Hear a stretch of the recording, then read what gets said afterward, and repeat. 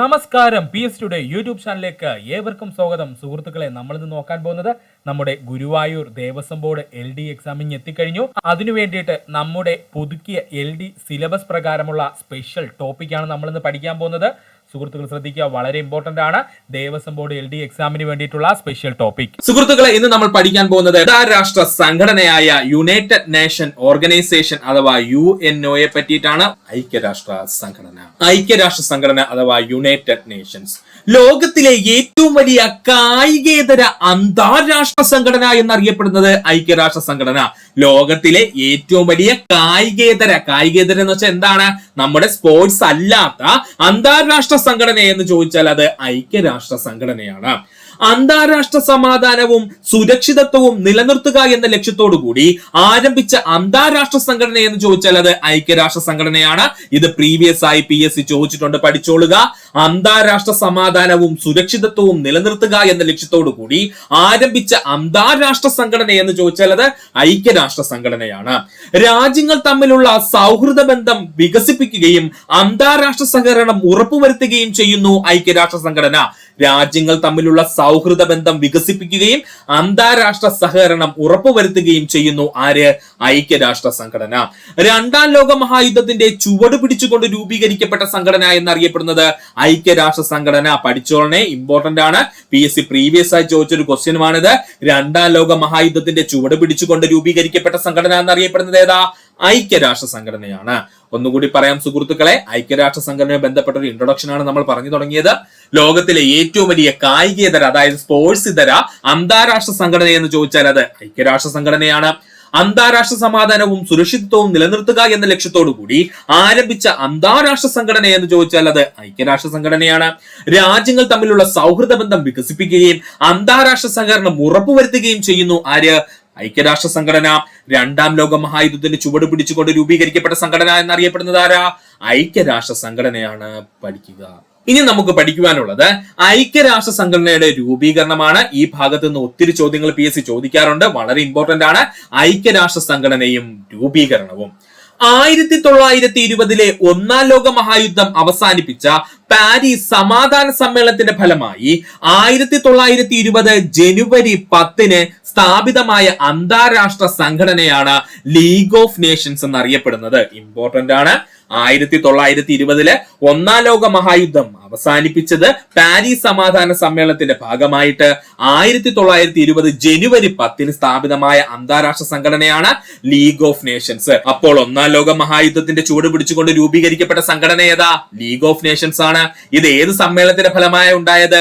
Paris സമാധാന സമ്മേളനത്തിന്റെ ഫലമായിട്ടാണ്. ഇത് വന്ന വർഷം എത്രയാ? 1920 ജനുവരി മാസം 10 ഐക്യരാഷ്ട്ര സംഘടനയുടെ അല്ലെങ്കിൽ UNO മുൻഗാമി എന്ന പേരിൽ അറിയപ്പെടുന്നത് ലീഗ് ഓഫ് നേഷൻസ് ആണ്. പ്രീവിയസ് ക്വസ്റ്റ്യൻ ആണ്, പഠിച്ചോളനെ. ഐക്യരാഷ്ട്ര സംഘടനയുടെ മുൻഗാമി എന്നറിയപ്പെടുന്നത് ലീഗ് ഓഫ് നേഷൻസ് ആണ്. പഠിച്ചോളനെ, പ്രീവിയസ് ക്വസ്റ്റ്യൻ ആണ്. ഐക്യരാഷ്ട്ര സംഘടന അഥവാ UNO മുൻഗാമി എന്ന പേരിൽ അറിയപ്പെടുന്ന സംഘടന ഏതാണ്? ലീഗ് ഓഫ് നേഷൻസ് ആണ്. ലീഗ് ഓഫ് നേഷൻസ് എന്നാ സുഹൃത്തുക്കളെ നിലവിൽ വന്നത്? 1920 ജനുവരി മാസം 10 1941 രണ്ടാം ലോക മഹായുദ്ധ സമയത്ത് 26 രാജ്യങ്ങളിൽ നിന്നുള്ള പ്രതിനിധികൾ അറ്റ്ലാന്റിക് ചാർട്ടറിൽ ഒപ്പുവെച്ചു. First point. 1941 രണ്ടാം ലോക മഹായുദ്ധ സമയത്ത് 26 രാജ്യങ്ങളിൽ നിന്നുള്ള പ്രതിനിധികൾ അറ്റ്ലാന്റിക് ചാർട്ടറിൽ ഒപ്പുവെക്കുന്നു. അത് അന്താരാഷ്ട്ര സഹകരണം പ്രോത്സാഹിപ്പിക്കുന്നതിനും ഭാവിയിലെ യുദ്ധങ്ങൾ തടയുന്നതിനുമായ ഒരു യുദ്ധാനന്തര സംഘടന സ്ഥാപിക്കാൻ ആഹ്വാനം ചെയ്യുകയും ചെയ്തു. ഇങ്ങനെ തന്നെ പഠിച്ചോളണേ. 1941 രണ്ടാം ലോക മഹായുദ്ധ സമയത്ത് 26 രാജ്യങ്ങളിൽ നിന്നുള്ള പ്രതിനിധികൾ അറ്റ്ലാന്റിക് ചാർട്ടറിൽ ഒപ്പുവെച്ചു. ആ അറ്റ്ലാന്റിക് ചാർട്ടറിൽ ഒപ്പുവെച്ചത് വെച്ച് അവരെന്താ പറഞ്ഞിരിക്കുന്നത്? അന്താരാഷ്ട്ര സഹകരണം പ്രോത്സാഹിപ്പിക്കുന്നതിന് വേണ്ടിയിട്ടും ഭാവിയിലെ യുദ്ധങ്ങൾ തടയുന്നതിനുമായിട്ടൊരു യുദ്ധാനന്തര സംഘടന സ്ഥാപിക്കുവാനായിട്ട് അവര് ആഹ്വാനം ചെയ്തു, അല്ലെങ്കിൽ തീരുമാനിച്ചു. ഇതുകൂടെ ഒന്ന് ഓർത്തു വെക്കുക. അപ്പൊ നമുക്ക് പുതിയൊരു വാക്ക് കിട്ടി, അറ്റ്ലാന്റിക് ചാർട്ടർ. അപ്പൊ നമുക്ക് നോക്കാം എന്താണ് അറ്റ്ലാന്റിക് ചാർട്ടർ എന്ന്.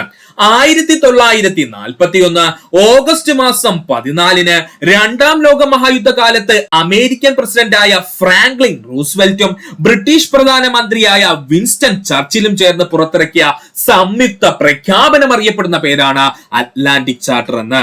അപ്പോൾ എന്താ അറ്റ്ലാന്റിക് ചാർട്ടർ എന്ന് ചോദിച്ചു കഴിഞ്ഞാല് 1941 ഓഗസ്റ്റ് 14 രണ്ടാം ലോക മഹായുദ്ധ കാലത്ത് അമേരിക്കൻ പ്രസിഡന്റായ ഫ്രാങ്ക്ലിൻ റൂസ്വെൽറ്റ്, ഈ പേരങ്ങ് പഠിച്ചു വെച്ചോളണേ, അറ്റ്ലാന്റിക് ചാർട്ടറിൽ ഒപ്പുവെച്ചത് ആരൊക്കെയാ? ഫ്രാങ്ക്ലിൻ റൂസ്വെൽറ്റ്, അദ്ദേഹം അമേരിക്കൻ പ്രസിഡന്റ് ആണ്.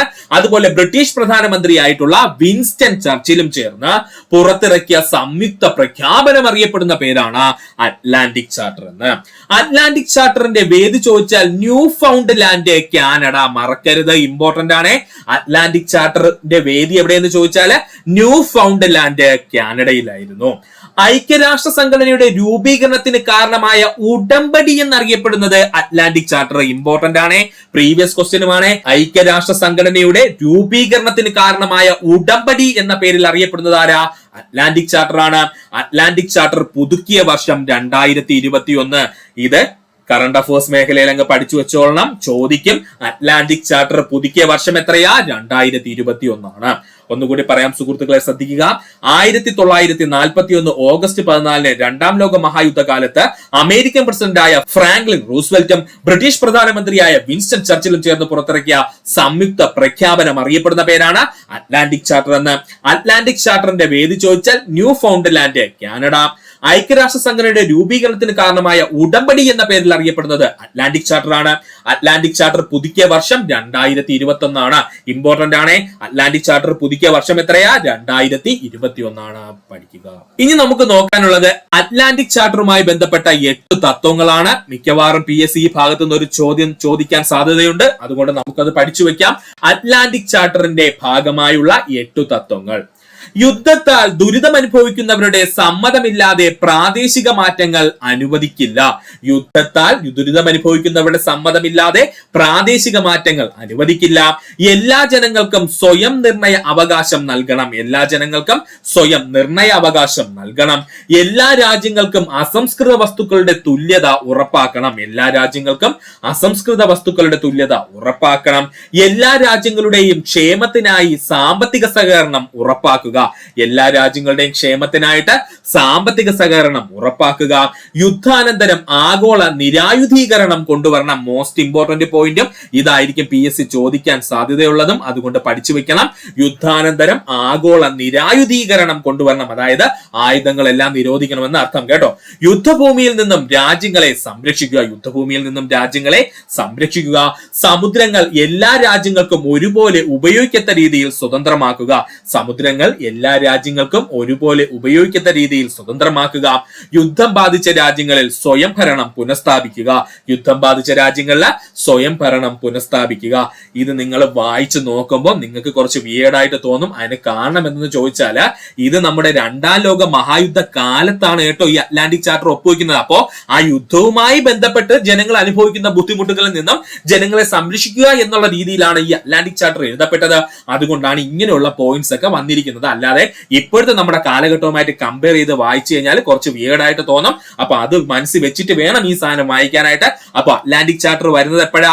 നമ്മുടെ രണ്ടാം ലോക മഹായുദ്ധ കാലത്താണ്. ആ രണ്ടാം ലോക മഹായുദ്ധ കാലത്ത് ലോകത്തുള്ള ജനങ്ങൾ അനുഭവിച്ച പ്രശ്നങ്ങൾ എങ്ങനെ പരിഹരിക്കാമെന്നാണ് ഈ അറ്റ്ലാന്റിക് ചാർട്ടറിനകത്ത് എഴുതി വെച്ചേക്കുന്നത്. അപ്പൊ അത് ഒന്നുകൂടി ഞാൻ വായിക്കാം, സുഹൃത്തുക്കൾ ശ്രദ്ധിച്ചിരിക്കുക. യുദ്ധത്താൽ ദുരിതമനുഭവിക്കുന്നവരുടെ സമ്മതമില്ലാതെ പ്രാദേശിക മാറ്റങ്ങൾ അനുവദിക്കില്ല. എല്ലാ ജനങ്ങൾക്കും സ്വയം നിർണയ അവകാശം നൽകണം. എല്ലാ രാജ്യങ്ങൾക്കും അസംസ്കൃത വസ്തുക്കളുടെ തുല്യത ഉറപ്പാക്കണം. എല്ലാ രാജ്യങ്ങളുടെയും ക്ഷേമത്തിനായി സാമ്പത്തിക സഹകരണം ഉറപ്പാക്കുക. യുദ്ധാനന്തര ആഗോള നിരായുധീകരണം കൊണ്ടുവരണം. യുദ്ധഭയത്തിൽ നിന്നും രാജ്യങ്ങളെ സംരക്ഷിക്കണം. സമുദ്രങ്ങൾ എല്ലാ രാജ്യങ്ങൾക്കും ഒരുപോലെ ഉപയോഗിക്കാവുന്ന രീതിയിൽ സ്വതന്ത്രമാക്കുക. യുദ്ധം ബാധിച്ച രാജ്യങ്ങളിൽ സ്വയം ഭരണം പുനഃസ്ഥാപിക്കുക. ഇത്രയുമാണ് അറ്റ്ലാന്റിക് ചാർട്ടറിന്റെ 8 തത്വങ്ങള് പഠിച്ചു വെക്കുക. 1945 ജൂൺ 26 51 രാജ്യങ്ങൾ UN ചാർട്ടറിൽ ഒപ്പുവെച്ചതിന് ശേഷമാണ് UN സ്ഥാപിതമായത്. പഠിച്ചോളണേ. 1945 ജൂൺ മാസം 26 തീയതി 51 രാജ്യങ്ങൾ UN ചാർട്ടറിൽ ഒപ്പുവെച്ചതിന് ശേഷമാണ് UN സ്ഥാപിതമായത്. UN ചാർട്ടർ അതിന്റെ ഭൂരിഭാഗ സ്ഥാപക അംഗങ്ങൾ രാജ്യങ്ങളും അംഗീകരിച്ചതിന് ശേഷം 1945 ഒക്ടോബർ മാസം 24 തീയതി ഔദ്യോഗികമായി നിലവിൽ വന്നു. ഇതാണ് ഇമ്പോർട്ടന്റ് പോയിന്റ്. അപ്പോൾ നമ്മുടെ UNO അല്ലെങ്കിൽ യുണൈറ്റഡ് നേഷൻ അല്ലെങ്കിൽ ഐക്യരാഷ്ട്ര സംഘടന നിലവിൽ വന്ന വർഷം എന്തെന്ന് ചോദിച്ചാൽ 1945 ഒക്ടോബർ മാസം 24 തീയതിയാണ്. ഇതിനു വേണ്ടിയിട്ട് 51 രാജ്യങ്ങൾ UN ചാർട്ടറിൽ ഒപ്പുവെച്ച വർഷം എത്രയാ? 1945 ജൂൺ മാസം 26 തീയതി. ഇങ്ങനെ ഡിഫറൻസ് മനസ്സിലാക്കി പഠിച്ചോളണേ. 51 രാജ്യങ്ങൾ UN ചാർട്ടറിൽ ഒപ്പുവെച്ചത് എപ്പോഴാ? നമ്മുടെ ഐക്യരാഷ്ട്ര സംഘടന രൂപീകരിക്കുന്നതിന് വേണ്ടിയിട്ട് 1945 ജൂൺ മാസം 26 എന്നാൽ ഔദ്യോഗികമായിട്ട് നമ്മുടെ UNO അഥവാ യുണൈറ്റഡ് നേഷൻസ് നിലവിൽ വന്നത് എന്നാ? 1945 അത് ഒക്ടോബർ മാസം 24 തീയതിയാണ്. ഐക്യരാഷ്ട്ര സംഘടനയുടെ ആസ്ഥാനം മാൻഹാട്ടൻ, ന്യൂയോർക്ക്. ഇത് അമേരിക്കയിലാണ് സ്ഥിതി ചെയ്യുന്നത്. ഐക്യരാഷ്ട്ര സംഘടനയുടെ ആസ്ഥാനം ചോദിച്ചാൽ അത് മാൻഹാട്ടൻ ആണ്. ഇത് എവിടെയാ? ന്യൂയോർക്ക് നഗരത്തിലാണ് സ്ഥിതി ചെയ്യുന്നത്. എവിടെയാ ന്യൂയോർക്ക് നഗരം? അമേരിക്ക എന്ന് പറയുന്ന രാജ്യത്താണ്. ഐക്യരാഷ്ട്ര സംഘടനയുടെ യൂറോപ്യൻ ആസ്ഥാനമാണ് ജനീവ. പഠിച്ചോളണേ, പ്രീവിയസ് ക്വസ്റ്റ്യൻ ആണ്. ഐക്യരാഷ്ട്ര സംഘടനയുടെ യൂറോപ്യൻ ആസ്ഥാനം എവിടെയാ സ്ഥിതി ചെയ്യുന്നത്? ജനീവയിലാണ്. പഠിക്കുക. ഇനി നമുക്ക് നോക്കാനുള്ളത് ഐക്യരാഷ്ട്ര സംഘടനയുടെ രൂപീകരണവുമായി ബന്ധപ്പെട്ട് നടന്ന പ്രധാനപ്പെട്ട സമ്മേളനങ്ങളാണ്. ഈ ഭാഗത്ത് നിന്ന് ഒരു ക്വസ്റ്റ്യൻ സുഹൃത്തുക്കൾക്ക് ഉറപ്പിക്കാം. പണ്ട് PSC ഒരുപാട് തവണ പ്രീവിയസ് ആയി ചോദിച്ചൊരു മേഖലയാണിത്. അതുകൊണ്ടാണ് പറഞ്ഞത്. ഐക്യരാഷ്ട്ര സംഘടനയുടെ രൂപീകരണവുമായി ബന്ധപ്പെട്ട് നടന്ന പ്രധാനപ്പെട്ട സമ്മേളനങ്ങൾ. ആദ്യമായി നമുക്ക് നോക്കാനുള്ളതാണ് മോസ്കോ സമ്മേളനം. മോസ്കോ സമ്മേളനം നടന്ന വർഷം 1943 ഒക്ടോബർ മുതൽ നവംബർ വരെ ആയിരുന്നു. മോസ്കോ സമ്മേളനം നടന്നത് 1943 ഒക്ടോബർ മുതൽ നവംബർ വരെ ആയിരുന്നു. മോസ്കോ കോൺഫറൻസ് നടന്ന മോസ്കോ സ്ഥിതി ചെയ്യുന്ന രാജ്യം റഷ്യയാണ്. മോസ്കോ കോൺഫറൻസ് നടന്ന മോസ്കോ സ്ഥിതി ചെയ്യുന്ന രാജ്യം ഏതാ സുഹൃത്തുക്കളെ? റഷ്യയായിരുന്നു. മോസ്കോ കോൺഫറൻസിൽ പങ്കെടുത്ത രാജ്യങ്ങൾ സോവിയറ്റ് യൂണിയൻ അല്ലെങ്കിൽ ഇപ്പോഴത്തെ റഷ്യ, ബ്രിട്ടൻ, അമേരിക്ക, ചൈന. പഠിച്ചോളനെ, ഈ ചൈന മറക്കരുത്, ഇമ്പോർട്ടന്റ് ആണ്. അതിനുള്ള കാരണം അങ്ങോട്ട് പറഞ്ഞു തരാം. അപ്പോ മോസ്കോ സമ്മേളനം എന്ന് പറയുന്നത് 1943 ഒക്ടോബർ മുതൽ നവംബർ വരെയാണ് നടന്നത്. മോസ്കോ കോൺഫറൻസ് നടന്ന മോസ്കോ നഗരം സ്ഥിതി ചെയ്യുന്ന രാജ്യം ഏതാ? റഷ്യ അല്ലെങ്കിൽ പണ്ടത്തെ സോവിയറ്റ് യൂണിയൻ. മോസ്കോ കോൺഫറൻസിൽ പങ്കെടുത്ത രാജ്യങ്ങൾ ആരൊക്കെയാ? സോവിയറ്റ് യൂണിയൻ അഥവാ റഷ്യ, ബ്രിട്ടൻ, അമേരിക്ക, ചൈന എന്നിവരാണ്. ചൈന വ്യക്തമായിട്ട് പഠിച്ചു വെച്ചോളണം. അടുത്തതാണ് തെഹ്റാൻ സമ്മേളനം. ഏതാണ്? തെഹ്റാൻ സമ്മേളനം. തെഹ്റാൻ സമ്മേളനം നടന്നത് 1943 നവംബർ 28 മുതൽ ഡിസംബർ 1 വരെ. പഠിച്ചോളനെ, തെഹ്റാൻ സമ്മേളനം നടന്ന വർഷം എത്രയാ? 1943 നവംബർ മാസം 28 തീയതി മുതൽ ഡിസംബർ മാസം 1 തീയതി വരെ. തെഹ്റാൻ സമ്മേളനം നടന്ന തെഹ്റാൻ സ്ഥിതി ചെയ്യുന്ന രാജ്യം ഇറാനാണ്. തെഹ്റാൻ സമ്മേളനം നടന്ന തെഹ്റാൻ സ്ഥിതി ചെയ്യുന്ന രാജ്യം ഏതാണ്? ഇറാനാണ്. തെഹ്റാൻ സമ്മേളനത്തിൽ പങ്കെടുത്ത രാജ്യങ്ങൾ ചോദിച്ചാൽ സോവിയറ്റ് യൂണിയൻ, അമേരിക്ക, ബ്രിട്ടൻ എന്നിവയാണ്. തെഹ്റാൻ സമ്മേളനത്തിൽ പങ്കെടുത്ത രാജ്യങ്ങൾ ഏതൊക്കെയാ? സോവിയറ്റ് യൂണിയൻ അഥവാ റഷ്യ അല്ലെങ്കിൽ അമേരിക്ക, ബ്രിട്ടൻ എന്നിവരാണ് തെഹ്റാൻ സമ്മേളനത്തിലെ പങ്കെടുത്തത്. അപ്പോ കൺഫ്യൂഷൻ ഉണ്ടാവരുത്. മോസ്കോ സമ്മേളനത്തിലെ സോവിയറ്റ് യൂണിയൻ, ബ്രിട്ടൻ, അമേരിക്ക, ചൈനയും കൂടെ ഉണ്ടായിരുന്നു. എന്നാൽ തെഹ്റാൻ സമ്മേളനം ആയപ്പോഴത്തേക്കും ചൈനയെ നൈസിനങ്ങ് സൈഡിലാക്കിയിട്ട് സോവിയറ്റ് യൂണിയനും അമേരിക്കനും ബ്രിട്ടനും കൂടിയാണ് ഈ സമ്മേളനം അഥവാ തെഹ്റാൻ സമ്മേളനം നടത്തിയത്. അതുകൂടെ ഒന്ന് ഓർത്തു വെക്കുക. അടുത്ത സമ്മേളനമാണ് യാൾട്ട കോൺഫറൻസ്. 1945 ഫെബ്രുവരി 4 മുതൽ ഫെബ്രുവരി 11 വരെ. പഠിച്ചോളണേ. അടുത്ത സമ്മേളനത്തിന്റെ പേരെന്താ? യാൾട്ട കോൺഫറൻസ് അല്ലെങ്കിൽ യാൾട്ട സമ്മേളനം എന്നാണ്. 1945 ഫെബ്രുവരി മാസം 4 മുതൽ ഫെബ്രുവരി മാസം 11 തീയതി വരെയാണ് യാൾട്ട കോൺഫറൻസ് നടന്നത്. ഐക്യരാഷ്ട്ര സംഘടന രൂപീകരിക്കുവാൻ തീരുമാനിച്ച സമ്മേളനം യാൾട്ട സമ്മേളനം. പ്രീവിയസ് ക്വസ്റ്റ്യൻ ആണ്. ഐക്യരാഷ്ട്ര സംഘടന രൂപീകരിക്കുവാൻ തീരുമാനിച്ച സമ്മേളനം എന്നറിയപ്പെടുന്നത് ഏതാ? യാൾട്ട സമ്മേളനമാണ്. യാൾട്ട കോൺഫറൻസ് നടന്ന യാൾട്ട സ്ഥിതി ചെയ്യുന്ന രാജ്യം ഉക്രൈനാണ്. പഠിച്ചോളനെ, യാൾട്ട കോൺഫറൻസ് നടന്ന യാൾട്ട സ്ഥിതി ചെയ്യുന്ന രാജ്യം ഏതാണ്? ഉക്രൈനാണ്.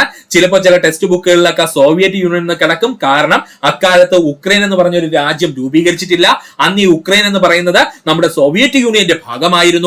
അതുകൊണ്ട് ചില ടെക്സ്റ്റ് പുസ്തകങ്ങളിൽ നമുക്ക് സോവിയറ്റ് യൂണിയൻ എന്ന് കാണും. അതും ശരി തന്നെയാണ്. ഇനി ഓപ്ഷനകത്ത് സോവിയറ്റ് യൂണിയൻ മാത്രമേ തന്നിട്ടുള്ളെങ്കിൽ അങ്ങനെ എടുക്കാം. പക്ഷെ ശരിയായിട്ടുള്ള ഉത്തരം ഏതെന്ന് ചോദിച്ചാൽ ഇപ്പോ ഉക്രൈൻ എന്ന് പറയുന്ന രാജ്യത്തിന്റെ ഭാഗമാണ് ഈ യാൾട്ട എന്ന് പറയുന്ന നഗരം. യാൾട്ട സമ്മേളനത്തിൽ പങ്കെടുത്ത നേതാക്കൾ ഫ്രാങ്ക്ലിൻ, യൂസ്വെൽറ്റ്, വിൻസ്റ്റന്റ് ചർച്ചില്, ജോസഫ് സ്റ്റാലിന്. ഓക്കെയാണ്. യാൾട്ട സമ്മേളനത്തിൽ പങ്കെടുത്ത നേതാക്കൾ ആരൊക്കെയാ? Franklin Roosevelt, Winston Churchill, Joseph Stalin എന്നിവയാണ്. ഫ്രാങ്ക്ലിൻ റൂസ്വെൽറ്റ് നമ്മൾ ഓൾറെഡി പറഞ്ഞു USA പ്രസിഡന്റ് ആണ്. വിൻസ്റ്റൺ ചർച്ചിൽ എന്ന് പറഞ്ഞു കഴിഞ്ഞാൽ നമ്മൾ ഓൾറെഡി പറഞ്ഞു ബ്രിട്ടന്റെ പ്രധാനമന്ത്രിയാണ് അദ്ദേഹം. ജോസഫ് സ്റ്റാലിൻ എന്ന് പറഞ്ഞു കഴിഞ്ഞാൽ നമ്മുടെ സോവിയറ്റ് യൂണിയൻ അല്ലെങ്കിൽ റഷ്യയുടെ പ്രസിഡന്റ് ആയിട്ടുള്ള വ്യക്തിയാണ്. അപ്പൊ ഈ 3 വ്യക്തിത്വങ്ങളും ചേർന്നാണ് എന്ത് നടത്തിയത്? യാൾട്ട സമ്മേളനം നടത്തിയത്.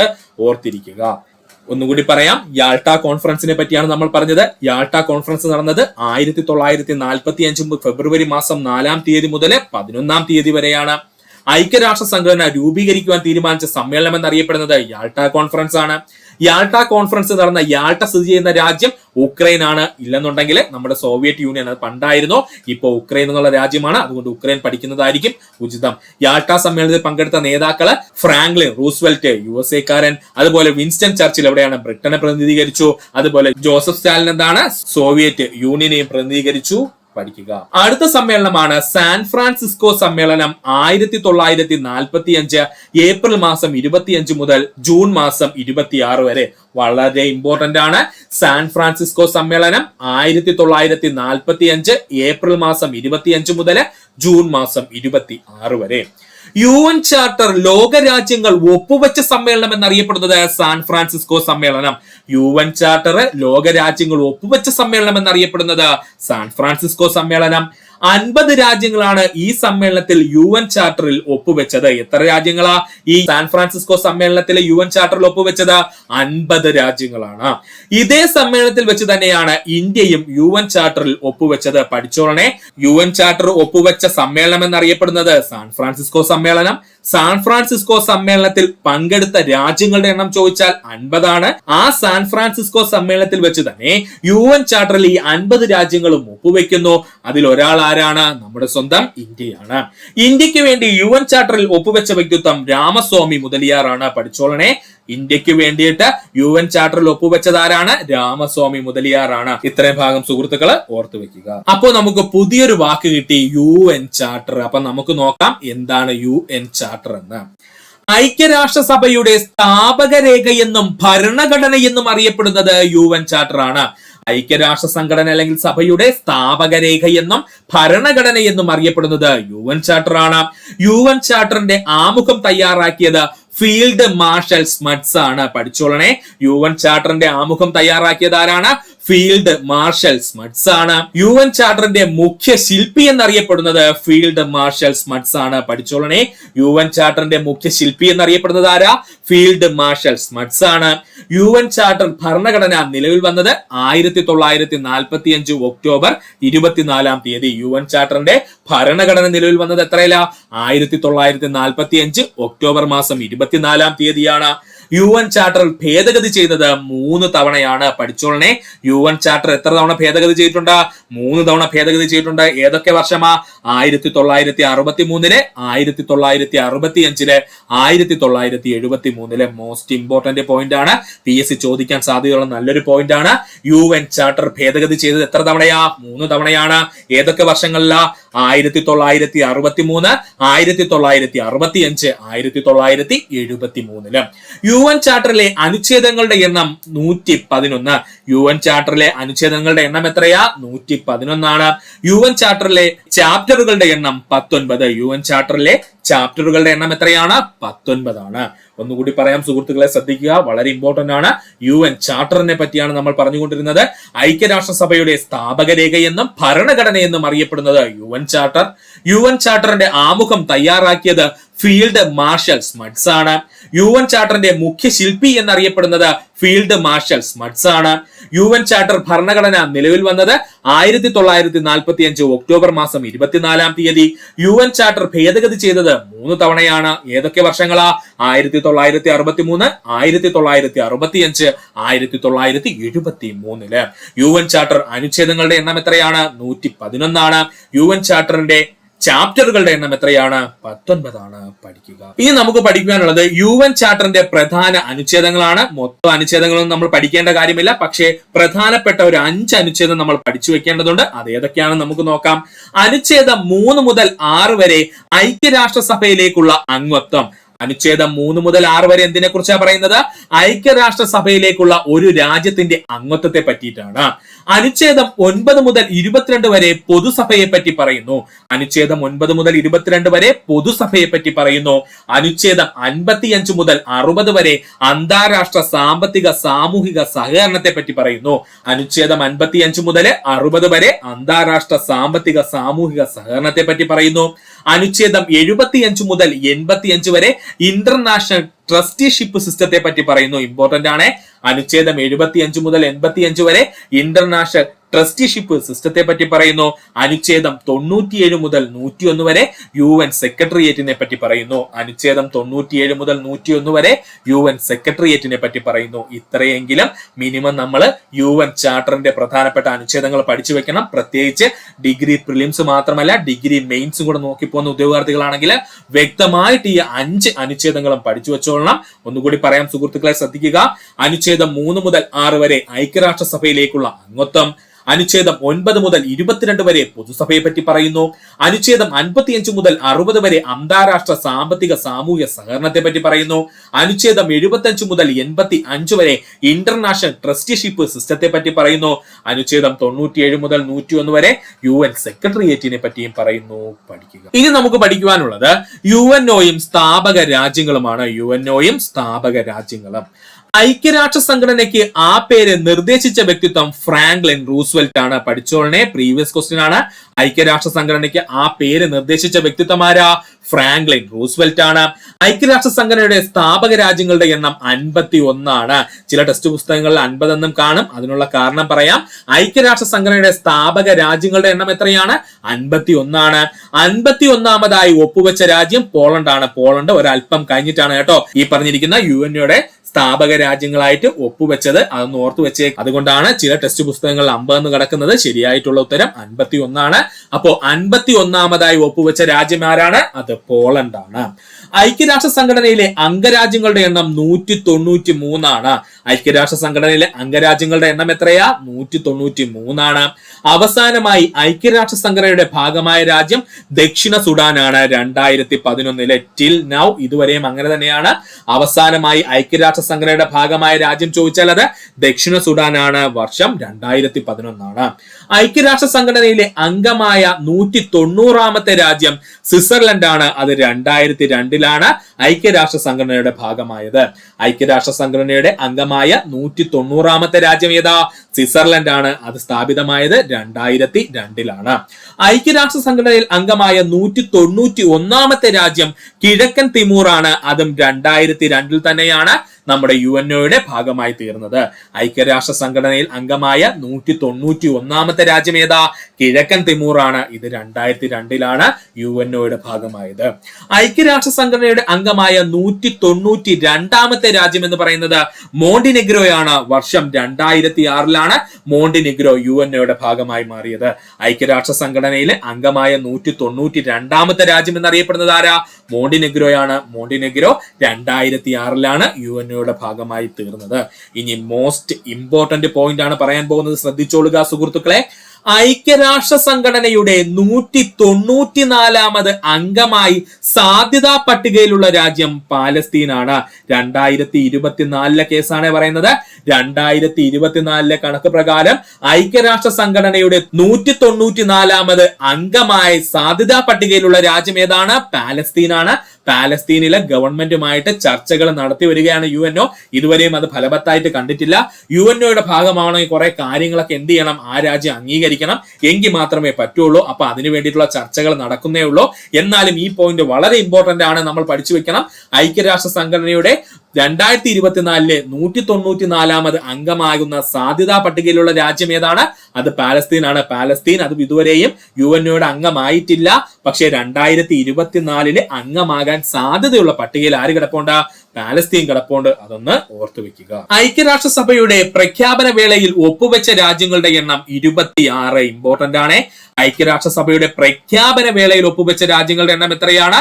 26 ഐക്യരാഷ്ട്രസഭയിൽ അംഗമായ 29ാമത്തെ രാജ്യം എന്നറിയപ്പെടുന്നത് ഇന്ത്യയാണ്. പഠിച്ചോളനെ, പ്രീവിയസ് ആയി ചോദിച്ചതാണ്, പണ്ടുകാലത്ത് ഒത്തിരി തവണ ചോദിച്ച ക്വസ്റ്റ്യൻ ആണ്. ഐക്യരാഷ്ട്രസഭയുടെ 29ാമത്തെ രാജ്യമായിട്ട് ഒപ്പുവെച്ചത് ആരാണ്? അത് നമ്മുടെ സ്വന്തം ഇന്ത്യയാണ്. ഐക്യരാഷ്ട്രസഭയിൽ ആദ്യമായി അംഗമായ ഇന്ത്യയുടെ അയൽ രാജ്യം ചൈനയാണ്. ഇങ്ങനെയുള്ള ചോദ്യങ്ങളായിരിക്കും കൂടുതലായി ചോദിക്കുന്നത്. ഐക്യരാഷ്ട്രസഭയിൽ ആദ്യത്തെ അംഗമായ ഇന്ത്യയുടെ അയൽ രാജ്യം ഏതാണ്? അത് ചൈനയാണ്. UN അംഗത്വമില്ലാത്ത ഏഷ്യൻ രാജ്യം എന്നറിയപ്പെടുന്നത് തായ്വാനാണ്. UN അംഗത്വമില്ലാത്ത ഏഷ്യൻ രാജ്യം എന്നറിയപ്പെടുന്നത് ആരാ? തായ്വാനാണ്. UN അംഗത്വമില്ലാത്ത യൂറോപ്യൻ രാജ്യം എന്നറിയപ്പെടുന്നത് വത്തിക്കാൻ അല്ലെങ്കിൽ വത്തിക്കാൻ സിറ്റിയാണ്. UN അംഗത്വമല്ലാത്ത യൂറോപ്യൻ രാജ്യം എന്നറിയപ്പെടുന്നത് വത്തിക്കാൻ സിറ്റിയാണ്. UN നിന്നും പുറത്താക്കപ്പെട്ട ആദ്യത്തെ രാജ്യം എന്ന് ചോദിച്ചാൽ അത് തായ്വാനാണ്. വർഷം 1971. അതിനുശേഷം അവർ പിന്നെ തിരിച്ചു കയറാൻ ശ്രമിച്ചിട്ടുമില്ല. UN നിന്നും പുറത്താക്കപ്പെട്ട ആദ്യത്തെ രാജ്യം എന്നറിയപ്പെടുന്നത് തായ്വാനാണ്. വർഷം 1971 ഇത് സംഭവിച്ചത്. അതിനുശേഷം പിന്നെ തായ്വാൻ UN കയറുന്നതിന് വേണ്ടിയിട്ട് പ്രഷർ ചെലുത്തിയിട്ടുമില്ല. UN നിന്നും പുറത്താക്കപ്പെട്ട രണ്ടാമത്തെ രാജ്യം യുഗോസ്ലാവിയയാണ്. വർഷം 1999. UN നിന്നും പുറത്താക്കപ്പെട്ട രണ്ടാമത്തെ രാജ്യം ഏതാ സുഹൃത്തുക്കളെ? യുഗോസ്ലാവിയയാണ്. വർഷം 1999. ഇപ്പോൾ UN ഭാഗമല്ലാത്ത രാജ്യങ്ങളുടെ എണ്ണം 7. മോസ്റ്റ് ഇമ്പോർട്ടന്റ് പോയിന്റ് ആണ്, പഠിച്ചു വെക്കുക. ഇപ്പോഴും UN ഭാഗമല്ലാത്ത രാജ്യങ്ങളുടെ എണ്ണം എത്രയാണ്? 7. വീണ്ടും പറയുന്നു, ഇപ്പോഴും UN ഭാഗമല്ലാത്ത രാജ്യങ്ങളുടെ എണ്ണം എത്രയാണ്?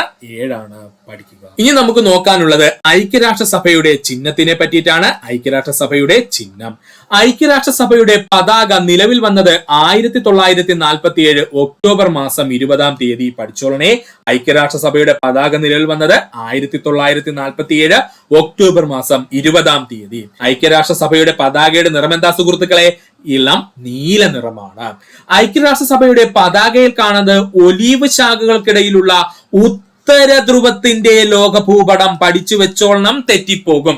ഐക്യരാഷ്ട്രസഭയുടെ പതാകയിൽ കാണുന്നത് ഒലീവ് ശാഖകൾക്കിടയിലുള്ള ഉത്തര ധ്രുവത്തിന്റെ ലോകഭൂപടമാണ്. ഏത് ധ്രുവത്തിന്റെ ലോകഭൂപടമാണ് സുഹൃത്തുക്കളെ? ഉത്തര ധ്രുവത്തിന്റെ ലോകഭൂപടമാണ്. ഐക്യരാഷ്ട്രസഭയുടെ പതാക ഡിസൈൻ ചെയ്ത വ്യക്തി ഒലിവർ ലിങ്കൻ ലാൻഡ്ക്വിസ്റ്റ് ആണ്. പഠിച്ചോളണേ, ഐക്യരാഷ്ട്രസഭയുടെ പതാക ഡിസൈൻ ചെയ്ത വ്യക്തി ആരാണ്? ഒലിവർ ലിങ്കൻ ലാൻഡ്ക്വിസ്റ്റ് ആണ്. പേരൊന്നുകൂടെ പറയുന്നു, ഒലിവർ ലിങ്കൻ ലാൻഡ്ക്വിസ്റ്റ് ആണ്. ഐക്യരാഷ്ട്ര സംഘടനയുടെ ആപ്തവാക്യം ഇത് നിങ്ങളുടെ ലോകം. ഇതും പ്രീവിയസ് ആയി ചോദിച്ചതാണ്. ഐക്യരാഷ്ട്ര സംഘടനയുടെ ആപ്തവാക്യം എന്താ? ഇത് നിങ്ങളുടെ ലോകം എന്നാണ്. ഐക്യരാഷ്ട്രസഭയുടെ പതാക പകുതി താഴ്ത്തിക്കെട്ടിയത് ഏത് ലോക നേതാവിന്റെ മരണത്തെ തുടർന്നാണ്? മഹാത്മാഗാന്ധിയുടെ മരണത്തെ തുടർന്ന്. പഠിച്ചോളണേ, ഐക്യരാഷ്ട്രസഭയുടെ പതാക പകുതി താഴ്ത്തിക്കെട്ടിയത് ഏത് ലോക നേതാവിന്റെ മരണത്തെ തുടർന്നാണെന്ന് ചോദിച്ചാൽ അത് മഹാത്മാഗാന്ധിയുടെ മരണത്തെ തുടർന്നാണ്. പഠിക്കുക. ഇനി നമുക്ക് നോക്കാനുള്ളത് ഐക്യരാഷ്ട്രസഭയും ഭാഷകളുമാണ്. ഐക്യരാഷ്ട്രസഭയും ഭാഷകളും. ഐക്യരാഷ്ട്രസഭയുടെ ഔദ്യോഗിക ഭാഷകളുടെ എണ്ണം ഏതാ സുഹൃത്തുക്കളെ? 6. ഇവ ഏതൊക്കെയാണെന്ന് ചോദിച്ചാൽ French, Russian, English, Spanish, Chinese, Arabic എന്നിവയാണ്. ശ്രദ്ധിച്ചോളുക, ഐക്യരാഷ്ട്രസഭയുടെ ഔദ്യോഗിക ഭാഷകളുടെ എണ്ണം എത്രയാ? 6. അവർ ഏതൊക്കെയാ? French, Russian, English, Spanish, Chinese, Arabic എന്നിവയാണ്. ഇത് പഠിക്കുന്നതിന് വേണ്ടിയിട്ട് ഒരു ഈസി കോഡ് പറഞ്ഞുതരാം സുഹൃത്തുക്കളെ. കോഡ് ഇത്രയേ ഉള്ളൂ. ഫ്രെസ്ക എന്നങ്ങ് പഠിച്ചു വെക്കുക. എന്തെന്നാണ്? ഫ്രെസ്ക എന്ന പേരങ്ങ് പഠിച്ചു വെക്കുക. ഉറപ്പായിട്ടും 1 മാർക്കിനുള്ള ചോദ്യം ഇവിടെ നിന്ന് പ്രതീക്ഷിക്കാം. ഐക്യരാഷ്ട്രസഭയുടെ ഔദ്യോഗിക ഭാഷകൾ എത്രണ്ണമാ? 6. അത് പഠിക്കാനുള്ള കോഡ് എന്താ സുഹൃത്തുക്കളെ? ഫ്രെസ്ക എന്നങ്ങ് പഠിച്ചു വെക്കുക. FRESCA ഫ്രെസ്ക എന്നങ്ങ് പഠിച്ചു വെക്കുക. ഇതിൽ F എന്ന് പറഞ്ഞു കഴിഞ്ഞാൽ ഫ്രഞ്ച്, R എന്ന് പറഞ്ഞു കഴിഞ്ഞാൽ റഷ്യൻ, E എന്ന് പറഞ്ഞു കഴിഞ്ഞാൽ ഇംഗ്ലീഷ്, S എന്ന് പറഞ്ഞു കഴിഞ്ഞാൽ സ്പാനിഷ്, C എന്ന് പറഞ്ഞു കഴിഞ്ഞാൽ ചൈനീസ്, A എന്ന് പറഞ്ഞു കഴിഞ്ഞാൽ അറബിക്കാണ്. ഇമ്പോർട്ടന്റ് ആണ്, പഠിച്ചു വെക്കുക. ഐക്യരാഷ്ട്രസഭയുടെ ഔദ്യോഗിക ഭാഷകളിൽ ഏറ്റവും ഒടുവിലായി അംഗീകരിച്ച ഭാഷ അറബിക് ഭാഷ. വർഷം 1973. വർഷം ഇമ്പോർട്ടന്റ് ആണ്, PSC ചോദിച്ചിട്ടുണ്ട്. ഐക്യരാഷ്ട്രസഭയുടെ ഔദ്യോഗിക ഭാഷകളിൽ ഏറ്റവും ഒടുവിലായി അംഗീകരിച്ച ഭാഷ എന്നറിയപ്പെടുന്നത് ഏതാണ്? അറബി ഭാഷയാണ്. അറബി ഭാഷ ഐക്യരാഷ്ട്ര സംഘടനയുടെ ഔദ്യോഗിക ഭാഷയിലേക്ക് എത്തപ്പെട്ട വർഷം എത്രയാ? 1973 ഐക്യരാഷ്ട്രസഭയുടെ ദൈനംദിന കാര്യങ്ങൾക്ക് വേണ്ടി ഉപയോഗിക്കുന്ന ഭാഷകൾ ഇംഗ്ലീഷ് ഭാഷയും ഫ്രഞ്ച് ഭാഷയും. ഐക്യരാഷ്ട്രസഭയുടെ ദൈനംദിന കാര്യങ്ങൾക്ക് വേണ്ടി ഉപയോഗിക്കുന്ന ഭാഷകൾ ഏതൊക്കെയാ? ഇംഗ്ലീഷ് ഭാഷയും അതുപോലെ ഫ്രഞ്ച് ഭാഷയുമാണ്. ഒരു ഐക്യരാഷ്ട്ര പ്രതിനിധിക്ക് ഏത് ഭാഷയിൽ വേണമെങ്കിലും പ്രസംഗിക്കാം. ഇമ്പോർട്ടന്റ് ആണ്, പഠിച്ചു വെച്ചോളണേ. നമ്മുടെ സ്റ്റേറ്റ്മെന്റ് ലെവലിലൊക്കെ കയറി ചോദിക്കും. ഒരു ഐക്യരാഷ്ട്രസഭയിലെ പ്രതിനിധിക്ക് ഏത് ഭാഷയിൽ വേണമെങ്കിലും പ്രസംഗിക്കാം. പ്രാസംഗികന്റെ ഭാഷ അതേ സമയത്ത് തന്നെ ഔദ്യോഗിക ഭാഷകളിലേക്ക് വിവർത്തനം ചെയ്യുന്നു. അതും ഇമ്പോർട്ടന്റ് ആണ്. പ്രാസംഗികന്റെ ഭാഷ അതേ സമയത്ത് തന്നെ ഔദ്യോഗിക ഭാഷയിലേക്ക് വിവർത്തനം ചെയ്യുന്നു. എക്സാമ്പിൾ ആയിട്ട് പറഞ്ഞ നമ്മുടെ മാതാ അമൃതാനന്ദമയ്യാണ് ആദ്യമായിട്ട് ഐക്യരാഷ്ട്രസഭയിൽ മലയാളത്തിൽ സംസാരിച്ചത്. ഐക്യരാഷ്ട്രസഭയിൽ സംസാരിക്കുന്നതിന് അവിടുത്തെ ഔദ്യോഗിക ഭാഷയുടെ ആവശ്യമുണ്ടോ? ഇല്ല. നമുക്ക് ഏത് ഭാഷയിൽ വേണമെങ്കിലും ഐക്യരാഷ്ട്രസഭയിൽ സംസാരിക്കാൻ കഴിയും. അത് അപ്പോ തന്നെ എന്ത് ചെയ്യും? നമ്മുടെ ഐക്യരാഷ്ട്രസഭയുടെ ഔദ്യോഗിക ഭാഷയിൽ വിവർത്തനം ചെയ്ത് കേൾപ്പിച്ചുകൊണ്ടിരിക്കും. അതുകൂടെ സുഹൃത്തുക്കളൊന്ന് ഓർത്തു വെക്കുക. നയതന്ത്ര ഭാഷ എന്ന രീതിയിൽ ഫ്രഞ്ച് ഭാഷ ഐക്യരാഷ്ട്രസഭയുടെ ഔദ്യോഗിക ഭാഷയിൽ അംഗമായി. നയതന്ത്ര ഭാഷ എന്ന രീതിയിൽ ഫ്രഞ്ച് ഭാഷ ഐക്യരാഷ്ട്രസഭയുടെ ഔദ്യോഗിക ഭാഷയുടെ ഭാഗമായി. 20 രാജ്യങ്ങളുടെ ഔദ്യോഗിക ഭാഷ എന്ന രീതിയിൽ സ്പാനിഷ് ഭാഷയും യുഎന്നിന്റെ ഔദ്യോഗിക ഭാഷയായി. ഓരോ ഭാഷകൾ വരുന്ന രീതിയാണ് കേട്ടോ പറഞ്ഞത്. 20 രാജ്യങ്ങളുടെ ഔദ്യോഗിക ഭാഷ എന്ന രീതിയിൽ സ്പാനിഷ് ഭാഷയും എന്തിന്റെ ഭാഗമായി? യുഎന്നിന്റെ ഔദ്യോഗിക ഭാഷയുടെ ഭാഗമായി. ഏറ്റവും കൂടുതൽ ആളുകൾ സംസാരിക്കുന്ന ഭാഷ എന്ന രീതിയിൽ ചൈനീസ് ഭാഷയും യുഎന്നിന്റെ ഔദ്യോഗിക ഭാഷയായി മാറി. ഏറ്റവും കൂടുതൽ ആളുകൾ സംസാരിക്കുന്ന ഭാഷ എന്നുള്ള രീതിയിൽ ചൈനീസ് ഭാഷയും യുഎന്റെ ഔദ്യോഗിക ഭാഷയായി.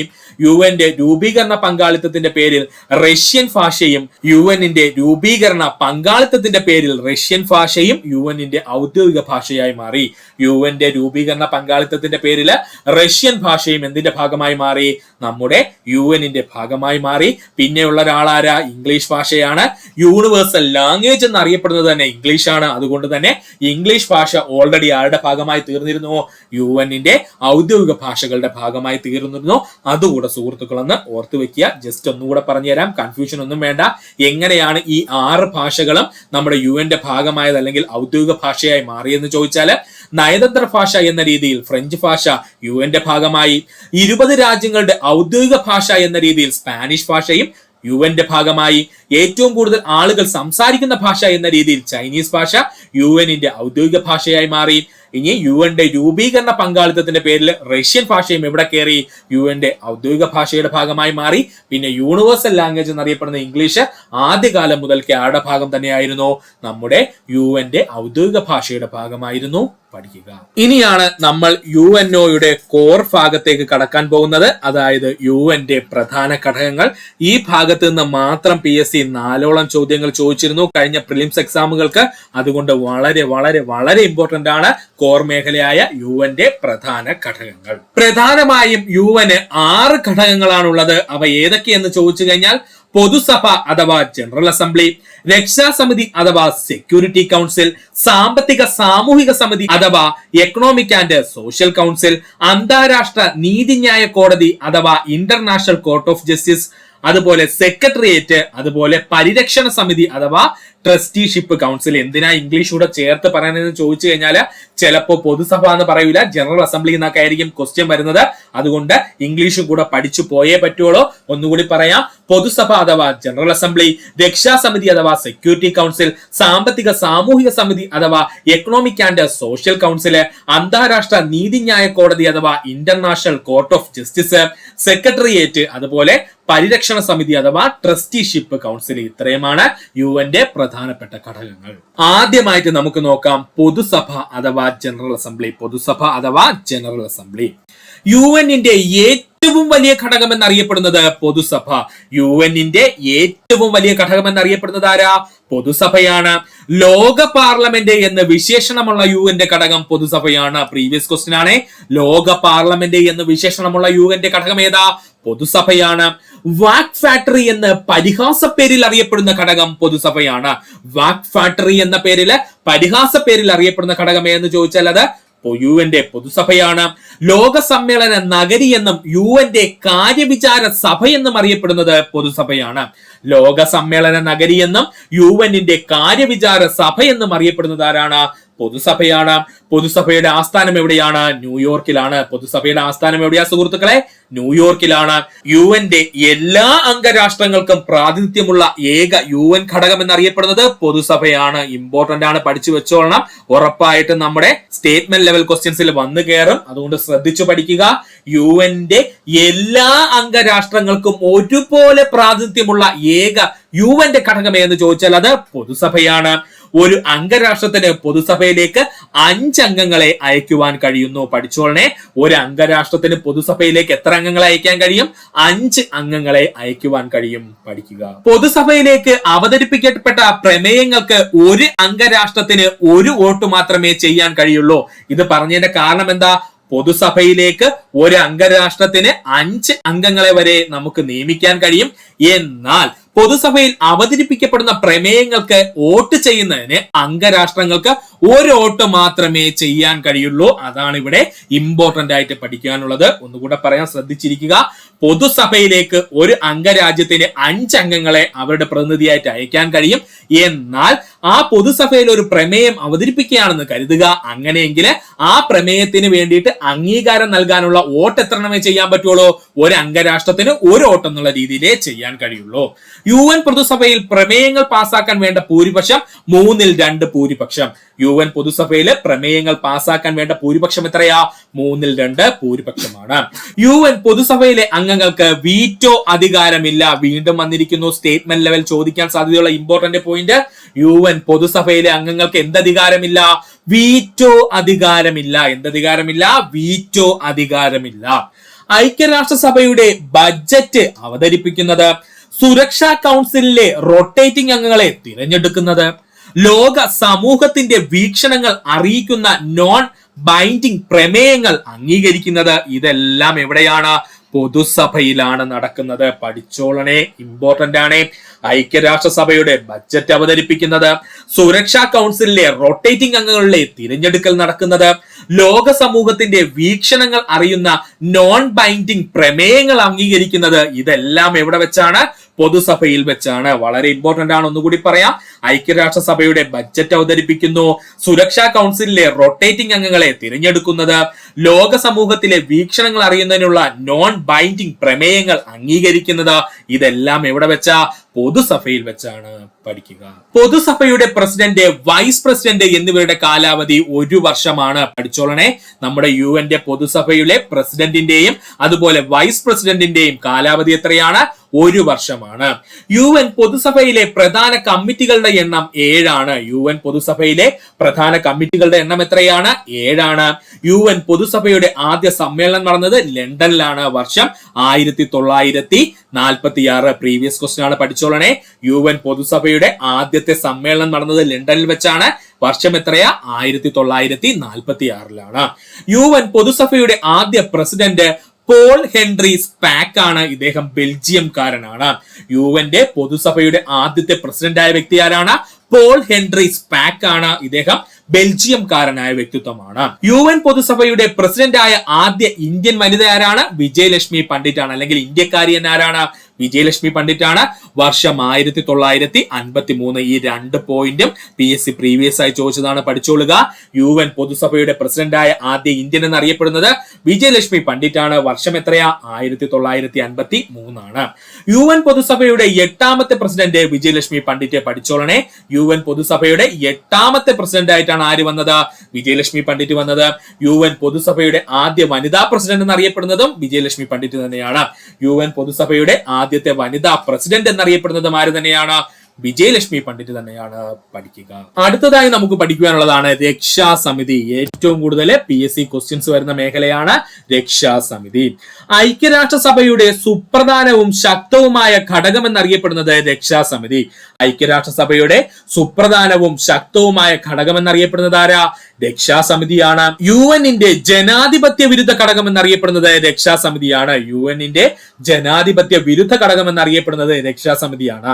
എന്തുകൊണ്ടാണ് ഇങ്ങനെ പറയുന്നതെന്ന് ചോദിച്ചാൽ, നമുക്കറിയാം യുണൈറ്റഡ് നേഷൻസ് എന്ന് വെച്ചാൽ ലോക രാജ്യങ്ങൾക്ക് എല്ലാവർക്കും ഒരേ വാല്യൂ ആണ് അല്ലേ കൊടുക്കുന്നത് UN. അതായത് ലോകത്ത് യുഎന്റെ ഭാഗമായിട്ടുള്ള എല്ലാ രാജ്യങ്ങൾക്കും ഒരേ നിയമം ഒന്നിച്ച് പ്രവർത്തിക്കണം. എന്നാൽ ഈ പറയുന്ന രക്ഷാസമിതിയുടെ കേസ് വരുമ്പോഴത്തേക്ക് വരുമ്പോഴത്തേക്കും 5 പ്രധാനപ്പെട്ട രാജ്യങ്ങൾ മാത്രം എന്ത് ചെയ്യുന്നു, രക്ഷാസമിതിയിൽ അംഗങ്ങളായിരിക്കും. അവരാണ് UN മൊത്തം കാര്യം നിയന്ത്രിക്കുകയും ചെയ്യുന്നത്. അതെന്ന് പറയുന്നത് UN ജനാധിപത്യ വിരുദ്ധ ഘടകമാണ്, അല്ലെങ്കിൽ ജനാധിപത്യ വിരുദ്ധമായിട്ടൊരു കാര്യമാണ് അവിടെ നടന്നത്. അതുകൊണ്ടാണ് UN ജനാധിപത്യ വിരുദ്ധ ഘടകം എന്ന പേരിൽ ആരറിയപ്പെടുന്നത്, രക്ഷാസമിതി അറിയപ്പെടുന്നത്. UN ഭരണനയം സംബന്ധിച്ച് തീരുമാനമെടുക്കുന്ന ഘടകം എന്നറിയപ്പെടുന്നത് രക്ഷാസമിതിയാണ്. നമ്മൾ ഓൾറെഡി പറഞ്ഞു കഴിഞ്ഞു. UN ഭരണനയം സംബന്ധിച്ച് തീരുമാനമെടുക്കുന്ന ഘടകം എന്നറിയപ്പെടുന്നത് ആരാ, രക്ഷാസമിതിയാണ്. ഒരു രാജ്യത്തിന് അംഗത്വം നൽകുവാനുള്ള സുപ്രധാന തീരുമാനമെടുക്കുന്നത്, അന്താരാഷ്ട്ര സമാധാനം, സുരക്ഷ എന്നിവ ഉറപ്പാക്കുന്നതും രക്ഷാസമിതിയാണ്. ഒരു രാജ്യത്തിന് അംഗത്വം നൽകുവാനുള്ള സുപ്രധാന തീരുമാനമെടുക്കുന്നതും അന്താരാഷ്ട്ര സമാധാനം, സുരക്ഷ എന്നിവ ഉറപ്പാക്കുന്നതും ആരാ, രക്ഷാസമിതിയാണ്. രക്ഷാസമിതിയുടെ ആദ്യത്തെ സമ്മേളനം നടന്നത് 1946 രക്ഷാസമിതിയുടെ ആദ്യ സമ്മേളനം നടന്നത് 1946 തന്നെയാണ്. പഠിക്കുക. ഇനി നമുക്ക് നോക്കാനുള്ളതാണ് രക്ഷാസമിതിയും അംഗരാജ്യങ്ങളും. രക്ഷാസമിതിയിലെ അംഗരാജ്യങ്ങളുടെ എണ്ണം 15. രക്ഷാസമിതിയിലെ അംഗരാജ്യങ്ങളുടെ എണ്ണം എത്രയാണ്, 15 രക്ഷാസമിതിയിലെ സ്ഥിരം അംഗങ്ങളുടെ എണ്ണം 5. അതാണ് ഞാൻ നേരത്തെ 5 എന്ന് പറഞ്ഞത്. ബാക്കിയുള്ള 10 പേരെന്ന് പറയുന്നത് റൊട്ടേറ്റ് ചെയ്തുകൊണ്ടിരിക്കും. അതുകൊണ്ട് അവരെ നമുക്ക് കൂട്ടേണ്ട കാര്യമില്ല. രക്ഷാസമിതിയിലെ സ്ഥിര അംഗങ്ങളുടെ എണ്ണം എത്രയാണ്, 5. ഇവരെ വിളിക്കുന്ന പേരാണ് P5 നേഷൻസ് എന്ന്. കേട്ടോ, ഓർക്കണേ.